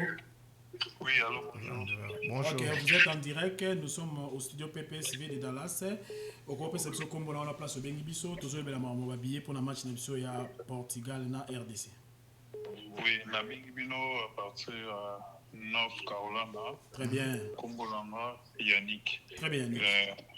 Oui, je voulais dire par rapport à la situation électorale, quand la débat de cognac sur le va pour se répéter, et l'on va salir, les tibouilles personnellement, l'on va salir, et ça va tout va bomber, comme moi je connais un pied, on a zanaïe, pour Amazon, comment le système m'a oublié, au cause de la shift, aux zongi fiango pour mouton, c'est ça, imagine-toi, à zongi si semaine, mobimba, il y a moussala, ou parce qu'il y a ça le week-end pour y avoir un match. Moi, personnellement, nous sommes déjà habillés pour parce que les billets avions et bisous sont bien au en avance. Sont bien au pembeni et comment cher. Si on est sur le billet avion et vous a remboursé, on fera comment là? Quand on est bon bien, ce qui va y être qui est, pour ça, il fallait que ça va en avance. En avant, yango la bikaka yango nga contribution les aliboué nous sera tous à mobiliser du bosso le roi il va au ministre ba rozala parce que mon ni pas biso ba on va mon année ce qui va commissi va moni le roi au commis au top et fili bon on va le montrer comment des organisations na match Mexique nga azala tipe wana quand va bilo ba boizaki ba registre biso ba ki code comment bozela ke ba otinga ba to ki comme hôtel et le moins hôtel titre komaka bokomi kozela mutu moko soki niki soki ya niki wana wazaki soki ya ministre wana aya wana tibino bokomi na moi boteli bokomo zela ye o aya atel marape sa bino ki code boleka kala nombre ba je komaki des organisations komaki bote ibozeli ye ti aya atel makwando kota moko de même yangwana alors cette fois-ci tous on tenait na bien moyen ils ont déjà sauté tout ça là OK wana tout ça OK comme ça tout la qui ça va des organisations là on a les solutions sommes déjà bien Yaka Houston très bien oui bato na bango ya Europe pour cadre le camarade na bango ba copain na bango parce que na Houston peut tout monde qui amour ba so ba ki na ba copine na bango ba yeba na Mexique oui ba bazaki na Mexique na hôtel on a ça zela le belo ko bane le ko wana oui na Mexique bazaki wana bazaki na copine na bango ba uta na bango Kinshasa ba yaki na bango o ba yaki na bango wana ba linga na bia ba makangu na bango na makangu na bango même yango ba ngba biso Europe yango mais biso yango boya parce que loko bande kwa lobi ata ko ba $150 $200 Tonga tosomba. Voilà. Tokosomba. Osombi billet avion de ce qui $300 et bon $200 on les balango pour osomba billet Jamais. En tout cas, merci beaucoup pour Merci notre la patience. Merci beaucoup, Pinza. Donc, Merci. monde entier, Bayoki, Tozo, Balo banane. Allô, nous sommes en direct sur le studio PPSV au PCPSO Kombonayo, place au Bengibiso. Tozo, il y a Makamba Billet, il y a match de 5 000 RDC, Portugal. Alors, Allô, Tozali en direct sur PPSV Studio. la Benguno en direct à Dallas, Très bien. comme on a réuni. Papa, la perception d'un calcul normal. Le temps, il a rabouillé. Pour micro, tout ça, comme ça, en États-Unis. Bien sûr, ça, là, on a moins saving, pour ça, c'est ça. Tout on a autour, c'est ça. Famille, là, by the way, la perception de temps, c'est pas billet, c'est pas 1200, 250, 280. Mais je te demande, c'est un diplomatique qu'on fait. Et la communauté, je suis super, tout le monde a un bon la terre. Le rôle à Bisson. Allez-y. Donc, quand on appelle les États-Unis qui est au rôle de la terre, ça explique même chose clair. Ce que vous monnaie qui est au côté, qu'on est la terre parce que qui s'appelle image à Bisson, que les États-Unis, tout ça, et ça, tout les la billet. $718. Allez-y. Le 718 $, c'est 285 $. 285 wana ezalaki vulgarisé te na bato nyonso te et puis ezali na temps mokie donc bato bazalaki kidiba donc wana eza minorité ya bato ondi biso tanto toyaka na tv boye toyaka mpona majorité bato basomba na baya mokie et puis information bato bayeba yango te congolais ayebi na site ya fifa te place ne osomba congolais bela akende ya mexique te je suis parfaitement d'accord na yo efungwamaka le 1er avril ti le 22 avril ozolanda bato bazalaki diba bato bazala vraiment information circulaka te or soki bino boyebaka yango bopesi biso bapandisa yango avant date wana tosala 6 mois avant mondial ebanda fifa ntongo abandi ofungola babillet atindeli yo email tofungola billetterie na date oti date yeah très bien là très bien parlé très bien là c'est bon manque d'information. Mais je pense que yo je pense que yo zana Dallas, ozana pasi to pe ozana difficulté penalty. Ah toujours les latte que non tozeng balarté. Toujours les ne pona bat baruta misika. Voilà. Imagine toi mon dit 40 dino à son billet 5 000 parce que quand ba ministre on balera qui ministre pas bien. Bazan business raté. So on dit ozana billet. Oui on bi ma ridicule bo so stade. On mona mon dit bo so stade. On mona été. On est là-bas, Neko Rémi, et le lobby, aux en a raison. Mais pour moi, ça, information et qui na retard. Moi, il y a $250 wana. N'est pas Pedro lobby ça qui pour n'attendre mon kepi badwazaki informé. Ozomona, avant tous à la qualifier déjà. Et là, on a été commandé. Les cas ont qualifié les tambo luka et banyo mata. Et les banyo mata, gouvernement, excellence parti 5 000. Alors, bah, déjà, nini. 5 000 peut-être, bah, resomba, bah, tekili biso. Voilà. Peut-être na primo ya gouvernement. Tu vois, les kendaki, na nengo na tozo lobela. C'est-à-dire, gouvernement, ko somba, na niveau FIFA, et à revendre biso, na primo ya normal, attaque, bah, patriote 250, 300 de n'engo, qui n'a besoin de notre tâte. Vous comprenez? Mais si à la veille, et comme et puis pour ton information, les mêmes quotas Congo a vu Sénégal a vu un voisin en sénégalais. Il y a $100. Vous comprenez? Les mêmes quotas au Congo a vu Sénégal pas vu un voisin en somme on a compte na fait qu'on fait la Sénégal $100. Et on a son des cloches n'abso toi qui n'a pas sur na pebi so bandeko.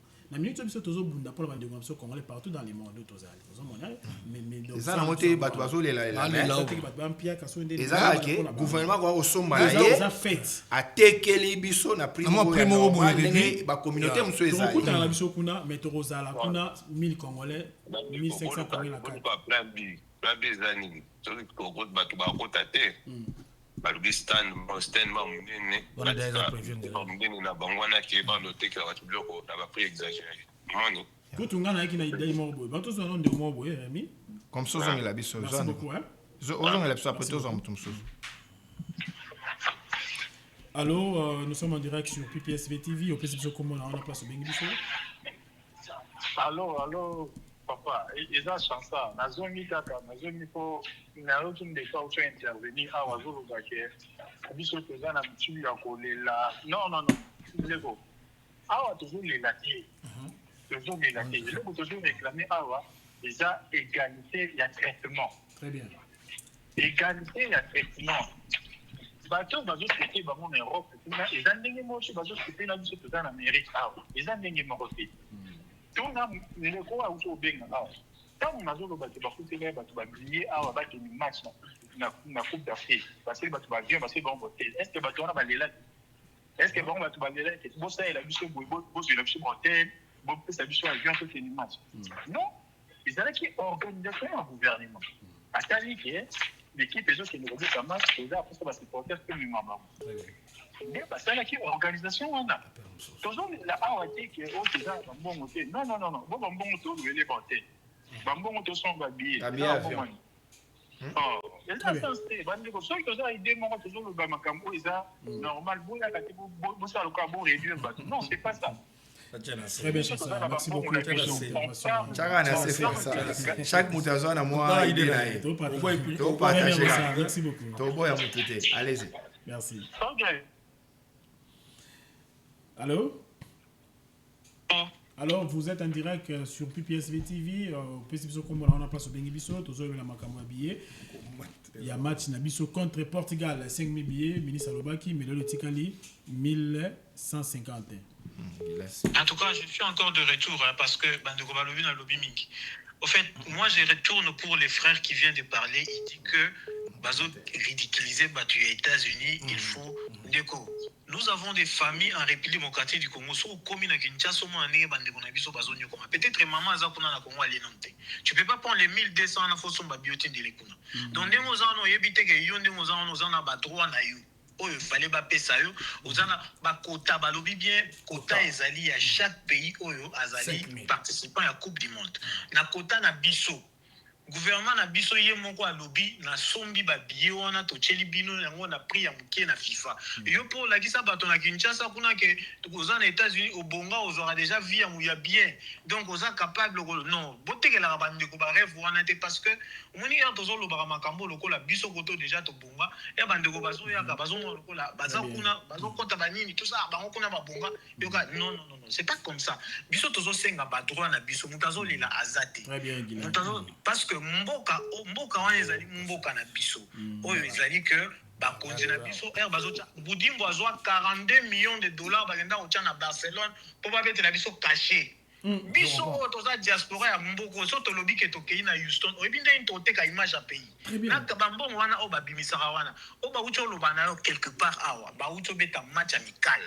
na Belgique ba dépenser mbongo tina pona ba musicien mbongo wana ba dépenser yango batu ya Europe ba bimisi yango na ba poche na bango pona nini tolingi koloba kolingi kosala lokola que non topesa batu oyo bazo batu moni ndio ba papa oyo bavani na déjà na télé wana baza ba responsable ba yebi que baza na ba famille bakolala bakosama mosusu biso baza wana bango baza dana ba badge ba okota match ofele mais so bazo lobela wana po bazo tala souci ya biso bisusu. Imaginez-vous olobake mutalongo musika pona ya se ridiculiser non biso toza na besoin ya mboka na biso ke liboso mayo wana tozola tana sentiment te pona to ke sepesa nzoto to ke sala sport non to kota na gym to sala sport mayo tozola tango pona to pesa valeur na mboka na biso poto pesa valeur wana il faut tozane sengo poto koma wana omona bato bakena Guadalajara l'état abimisi mbongo pona bloc wana soki bozoyi bate to bimisa information moko boy balobi ba osala village il y a Léopard. Village où on a ces que ça a moyen où ils ont qui disposé pour na esalima. Peut-être sur moyen on est royauté c'est parce que bango ba royauté bango intérêt na bango ils ont qui que so ba yé na kata ba mbongo wana ba kata ba bibisango. Ba ke bazu ba makamu na bango o bazana yo ba oyana bango awa. Biso to ko zo ba makamu na bango. So ba yana bango ato kamana bango ba photo. Mais Guilherme, nous sommes en direct et il veut nous appeler au 309 DGC pour passer en direct pour sa opinion na yo. Donc bande ko bino vous qui ne bande ko bazo loba. Donc sur otali bande ko bazo benga batunyo so baza pour biso mais loro démarche tout ça. Vraiment pour biso. Tout ça ni bon côté. Ça dit Pedro en tout cas ne quoi azolo bani mala mais pour mais ça que eza mama olela te eza première organisation. 5 000 billets au to lo basiko at bane ko na biso to zana bango ba sénégalais gouvernement sombi ba billet a tekel bango na $100. Donc, si vous avez 5 000 billets, vous avez 10 000. Au Congo, il y a même 15 000 billets. Vous avez tout fongoli. Tous autres, quand on a 200. Très bien, Papa Basile. Alors, vous êtes en direct au Bengi Bisso, comme on a eu, tous les Makambo billets, un match contre le Portugal. Bonsoir, mon vieux Varro depuis Dallas. Ok, à vous la parole, Varro. En tout cas, dans une petite participation à Ndekotou, moi vraiment, dans un local avocat et un gouvernement, je pense que la faute ne revient pas au gouvernement. Yes. La faute revient à la FIFA. Donc, sauf au la communauté, tout, genre les fans à football vont se plaindre, on n'a pas pris exorbitant, FIFA est fixé. Très bien. Je pense que c'est pas la faute entièrement au gouvernement. On a tout qui est dans un match avec NBA, football américain, pris est normal. Tu vois, FIFA est exagéré un peu, n'a pas pris naïe, il y a un créé des problèmes. Même les gens qui vont se rendre là-bas, pour eux, parking par exemple dans le stade, parking le moins cher par exemple, il y a 150 $, 120 $, 500 $, tu vois. Je pense que Coupe du Monde, dans l'hôpital, c'est la totale. Ceux qui battent stade des alpes, FIFA va comprendre comme ça, il va réduire les prix. Mais sauf vu que le match est chez mercredi prochain, donc on a plus de chances que très bien. Ça sert à rien de s'enflammer, toi, ils vont trouver des solutions pour voir comment remplir les stades. On a à l'allure où vont les choses, Bandeko Boya, n'a pas folie, voilà, Boya, Borcha, le India, qui va pousser que Congo, tout dans la zone rouge actuellement. Voilà. Le problème est Ebola et tout ça, tu as créé un problème pour match na Belgique, tu vas créer trouble, Burkina Stade à standard de Liège. Ah bon? Tu vas sauter, Bami. Ah, va sauter, Bami. Ouais, pour na makambuka ya kuzela ba billet ofele, tu vois. Pourtant billet ils arrivent 20 €. Billet arrivent 20 €. Moins cher. Non, ça va ça ofele hein? Dernier les banana dans le bapenza pour na bino boza la fois de 100 fois pour conscientiser toujours ba tuboya na a tous vu billet ofele zala na moral bien lukata bar qui na hôtel la match na TV tout. Au sala mobulu te toi na state au moins dans la zone rouge actuellement. Très bien. Très bien. Pour y avoir ça nous ingéter pour y perdre ma mounion genre. Merci beaucoup. Merci beaucoup pour l'intervention. Bolandine de Guatemala. Boya match belé. Ata ososomba qui bien dans l'avion yaka match mais please ko sala mobulu te toi na zone rouge. Yeah. So ba kangyo ba tio kaka gel monio allez ba refouler. Donc tout y match n'est plus positif. Donc ça dit pour naie FIFA a tiré bien les colos, il y a un permettre de battre bas somba. Parce que biso dans le cadre de ce que 5 000 billets wana gouvernement ou appelle ça gouvernement au somba a tekeli ba congolais. Tu vois parce que chaque mboka ils a une quota nango. Ndé ba ça na Sénégal a une quota gouvernement sombi a tekeli bango. Il faut rappeler ce sont des watts benga billet na biso ya match aux expensive pour toi na superstar Cristiano Ronaldo. Donc quand on a un match à NBA, oyebi, ceux qui match oyo équipe le rôle au San Antonio, tout ça va basketter. Ceux qui oyebi à Zobeta. Donc quand on a un match là, ils ont toujours les colos. Oh, to beta, il y a na Portugal Cristiano Ronaldo. Azan la carte. Donc match moi ils ont 140 $, je crois match Atlanta. Ouzbekistan. Il y a match Atlanta et bani na 140. Place à 250 ils ont matin match Atlanta. Donc ça dit que Moutaros m'a un peu bien chez Atlanta. Tous appellent Yandeko. Alors tous en direct dans studio PPSV au PSV comme on a eu une place au Bengi Bisso, tous le même comme match à Congo na Portugal.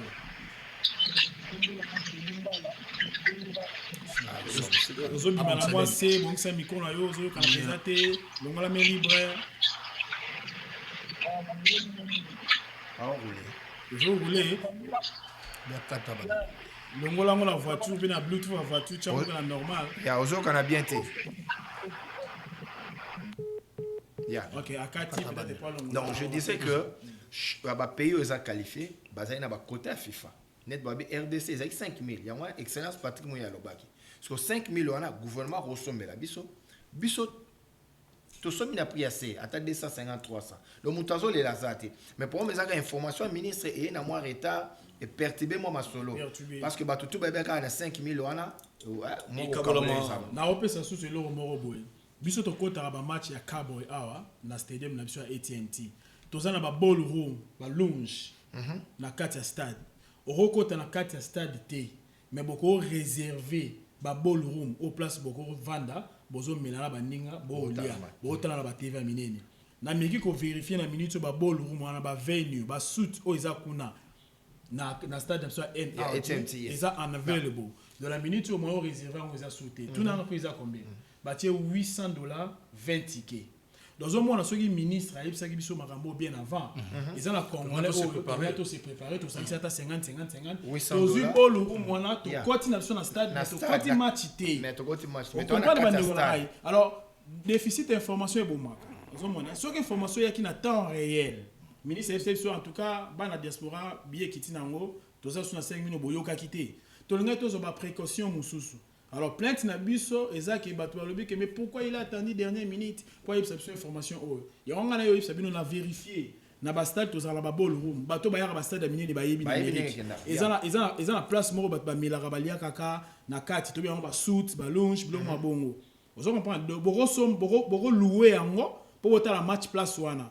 Na vérifier na NRG Arena eza $800 20 tickets. Mais la minute date le 17 juin 2026 eza unavailable. Donc, ça bien avant, tu vas tout le 20 personnes, $800, tu vas dans le stade.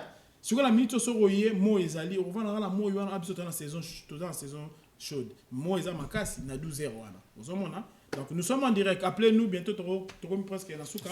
Pour tout ça, là, nous chuté. Donc il faut comprendre que l'information dans mon état, bazo les la vraiment.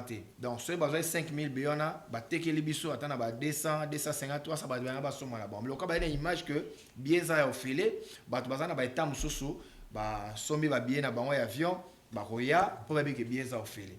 Ozo moi, c'est déjà mon toi misi bien avion et puis à luki na mon hôtel place on va na mbongo na yemoko. Ça dit il est aussi capable et au somba billet. Na stade mais ce que somba était parce que avec 5000 billets boya et zala fele ba kaboy la bato ozomona donc on mesa yango to komi presque na suka ya live na biso lobby tozo ya ba léopard ezoya to koyeba place nini fan zone ya ba congolais nyonso ezali lobby hôtel au léopard monsieur za tozo mo appelle na suka parce que to mi na suka allô. Alors, tous en direct sur Studio PPSV, au principe, comme on l'a dit, on a rectifié l'eau. Très bien, allez-y. On a l'obité qui est les expressions. Comment on est? Nous sommes dans un bilan important pour la vie à ça. Mais si on peut que l'eau moins que ici, tout ça, tout supportant la façon, match que nous avons, on a 3 matchs. Très bien. Mexique et Atlanta. Mexique, ils sont pessimité. On va dire, bon, learn, et la mistake, basali, bah, refond, la c'est pas bien que non. Tout le ça va zone la biso. Et ça marche à la fois, ils ont noté que le Wasuka Mouki, la fille, m'a dit que, oh non, ils ont une capacité à son mobilité. Et là, on a rectifié, on a bandé comme Guilin, Boukassa, on a le bureau, on a des expressions que. Oui, tu comprends la mission. Très bien. Très bien. Entre nous, fair play. Merci beaucoup de nous avoir appelé. Donc, toujours comme presque dans Souka, dernier appel pour te clôturer live mission. Alors, les présidents des supporters. Donc, pour conclure, ils ont pas ma billet.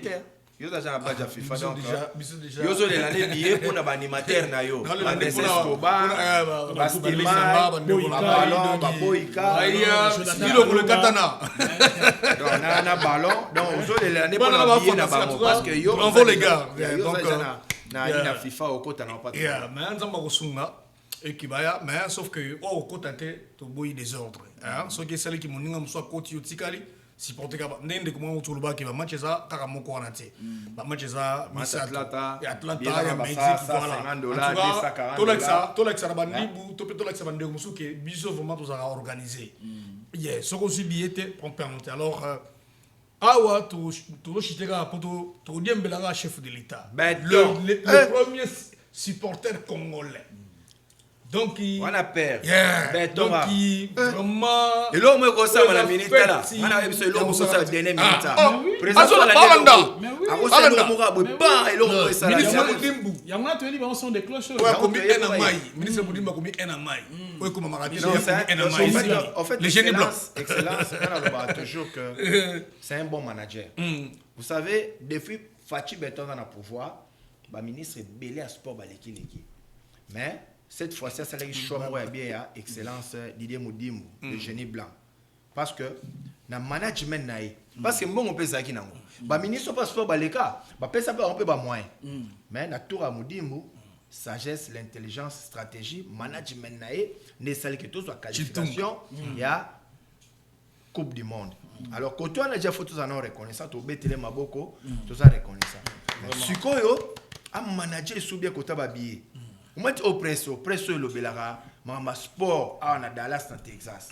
Il faut songer pe na bandeko neto salara net présent na biso oyo yem ta memara ba supporters na Mexique ya on salé que ba supporters ça ba oyemba to zui qualification présent à op tala excellence à op so jeep zala calme en tout cas amen présent amen excellence à op so jeep et puis pour Konzambo ka Fachi beso Holanda moi me le bolé la babio et le mot est ça la moi pas pour les grands na pilier civil na zo bisayo béton de la nation to remercier Bangara puis présent à intervenir et puis le monde a souligné ministre Didier Boudima toura pourquoi ta parti ba to bona na biso chana mutu na yo na na qui intervenu on le baïké on va ramener la coupe plutôt au pays donc to y tourisme le ministre il m'a positif to y tourisme to y penna jour en solo la na Mexique on va gagner donc tant qu'on le bien sous l'invité il est vraiment déterminé donc lui même ma coupe le Congo peut-être sera le premier pays africain où il y aura rapporté mais oui le Canada bambi biso 90 jours si jamais tu le qui dans deuxième tour il paraît ils ont un joueur qui a un passeport congolais ok n'arrêtez c'est ça la néblo quoi Torosuka théâtre on est la mission mobile to ça la mission spéciale pour les locaux ya ni la on ou soit pas comme ça mesure mo yo tester ba joueur avant voyage mais ça la raison c'est parce que passeport congolais ça libre dans le monde Europe il y a un mesure discrimination to solo le quoi les amis c'est mon photo là na so ba to le ba so ba ko tala bola on est bimi kama ko ebola donc il faut to solo le dossier photo là la mo to chamo to chama déjà to so ma bien na ça pour la batubana ba passeport congolais to so ina contact na malade on est ça dossier très capital PPSV Pedro na bi yo ko ta ba information local on parce que au moins de on a ça na régie message auto zala azana plaisir en tant Canada avant na out pe Kinshasa te mais balobi ke moya côté zati parce que azana passeport comme ça ba information mo to vendre ça bien pour to zongela moto sala mo so émission vous comprenez très bien alors mesdames et messieurs nous sommes arrivés comme ça passe la donc na pesi moté na bande kono su ba Holanda biso bande kono su ba soutenir PPC va chaîne abino yaka na ko banga to zana lo loba numéro yango na yaka solo na Pedro to ça l'émission et sa chaîne ya ba congolais no soit dans les États-Unis en tout cas na remixer d'abord ministre ya sport Didier Moudimou na effort au sala pour biso ba congolais to bossa na ratro au monde muta sali mo be effort e belé tito comme na niveau mais erreur moko kaka et sala ke bossa ni bola mo so muta sala en tout cas excellence merci de effort no so sali to une qualification mondiale ba match za na 3 ce qui lelo tous les chances à côté dans le match à Portugal t'es coufélité mais dans le match zoya on peut s'organiser t'es bané to ko sala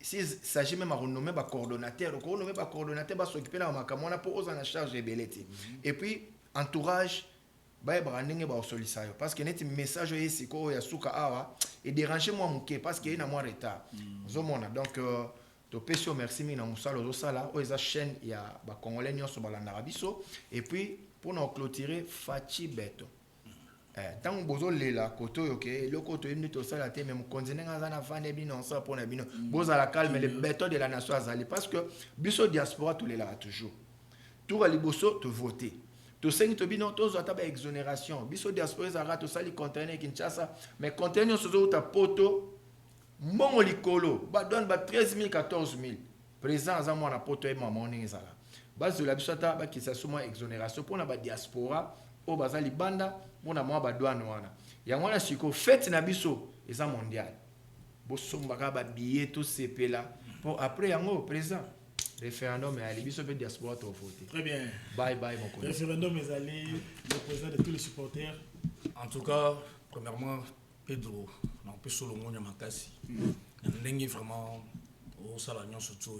Et puis il faut toi assurer batoké bah s'abonner mingi na ba site parce que toujours assurer bah moi vraiment bah vous allez décider par rapport à reportage mondial to beta ba maman na dio tige ba supporter car qui ça moi stratégie nanga et ça moi ndenge nanga ndenge bolande to landia et ça moi ndenge musu ndenge nanga pe so boyeka na boss TV officiel bo s'abonner wana pena mon système de jeu nanga eza pena na mo ba arrogance wana ka ndeza la retka mo musique mais tige pena na sport donc ba bolanda alors nangana bossa na iloko moko na ebi ki biso na biso nyos boy tout ça ba humain na ki na ebi ki tout le même sport mais quand même tant que les humains ngana présenter ba condoléances na famille Nestor Talongi tout ça qui na Illinois maman Louise Olongo avec puis le quoi biso avec maman ya maki biso tout ça ne peut même département na Beken et maman na totika biso lobby je pense que bande ko bile ba kotia ba zone na biso partout Illinois Ohio en tout cas ba condoléances na papa Nestor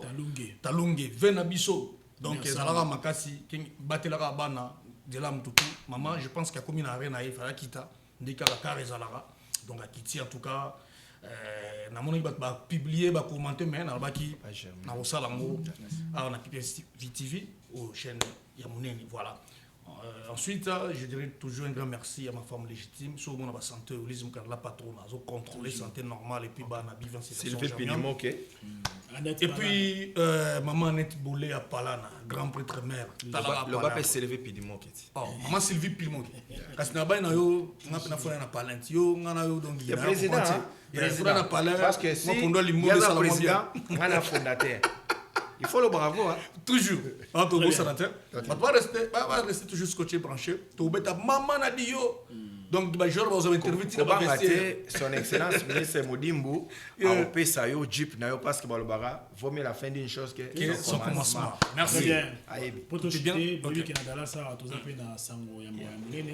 avons président honoraire. Président honoraire, Papa Germain Sokombe, donc au à son âme.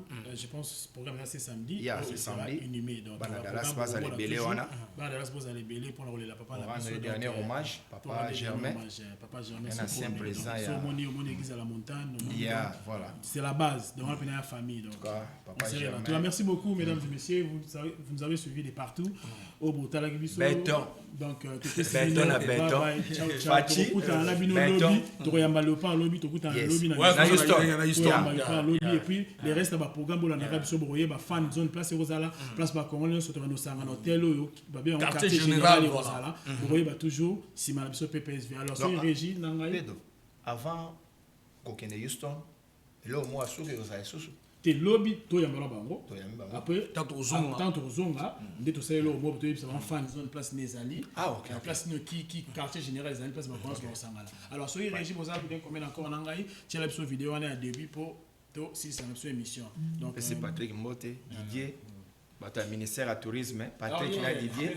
Patrick Didier, Patrick Didier. Donc, ministère du tourisme. Ministère du tourisme, c'est un stand dans Okuna. Donc, on filme, on a tout ça, le reportage, pour PPSV. Visibilité, ministère du tourisme. Mais allez, Cassilo, on va bien à la stand de Okuna. On aime ça, il y a un habit. Dani, coiffeur à la stand. Maman Sylvie Moukadi, service. Blessing End. Maman Sylvie Moukadi. Il y a Fachi, il y a Papa Kale Kasonga. À cause de l'émission, Maman Sylvie Moukadi. Maman Sylvie Moukadi. Il y a un sponsor en coulisses. Il y a un local. Maman Sylvie Moukadi à la pointe. Tout le monde Kasonga. Tu as la cité. Il y a un local. On va pas héros dans l'ombre. Donc, vous allez avoir un stand des années belé à Congolais. En tout cas, merci beaucoup. Les réalisateurs congolais n'a eu qui m'ont Guilin Kaloso. Maintenant, est-ce qu'on a accès les petits poissons de Vandraka? Très bien. Merci beaucoup, Guilin Kaloso. Donc, si vous avez bien commis l'accord, aussi, c'est notre émission. Ciao, ciao. Bye, bye. Bye, bye, bye. Merci.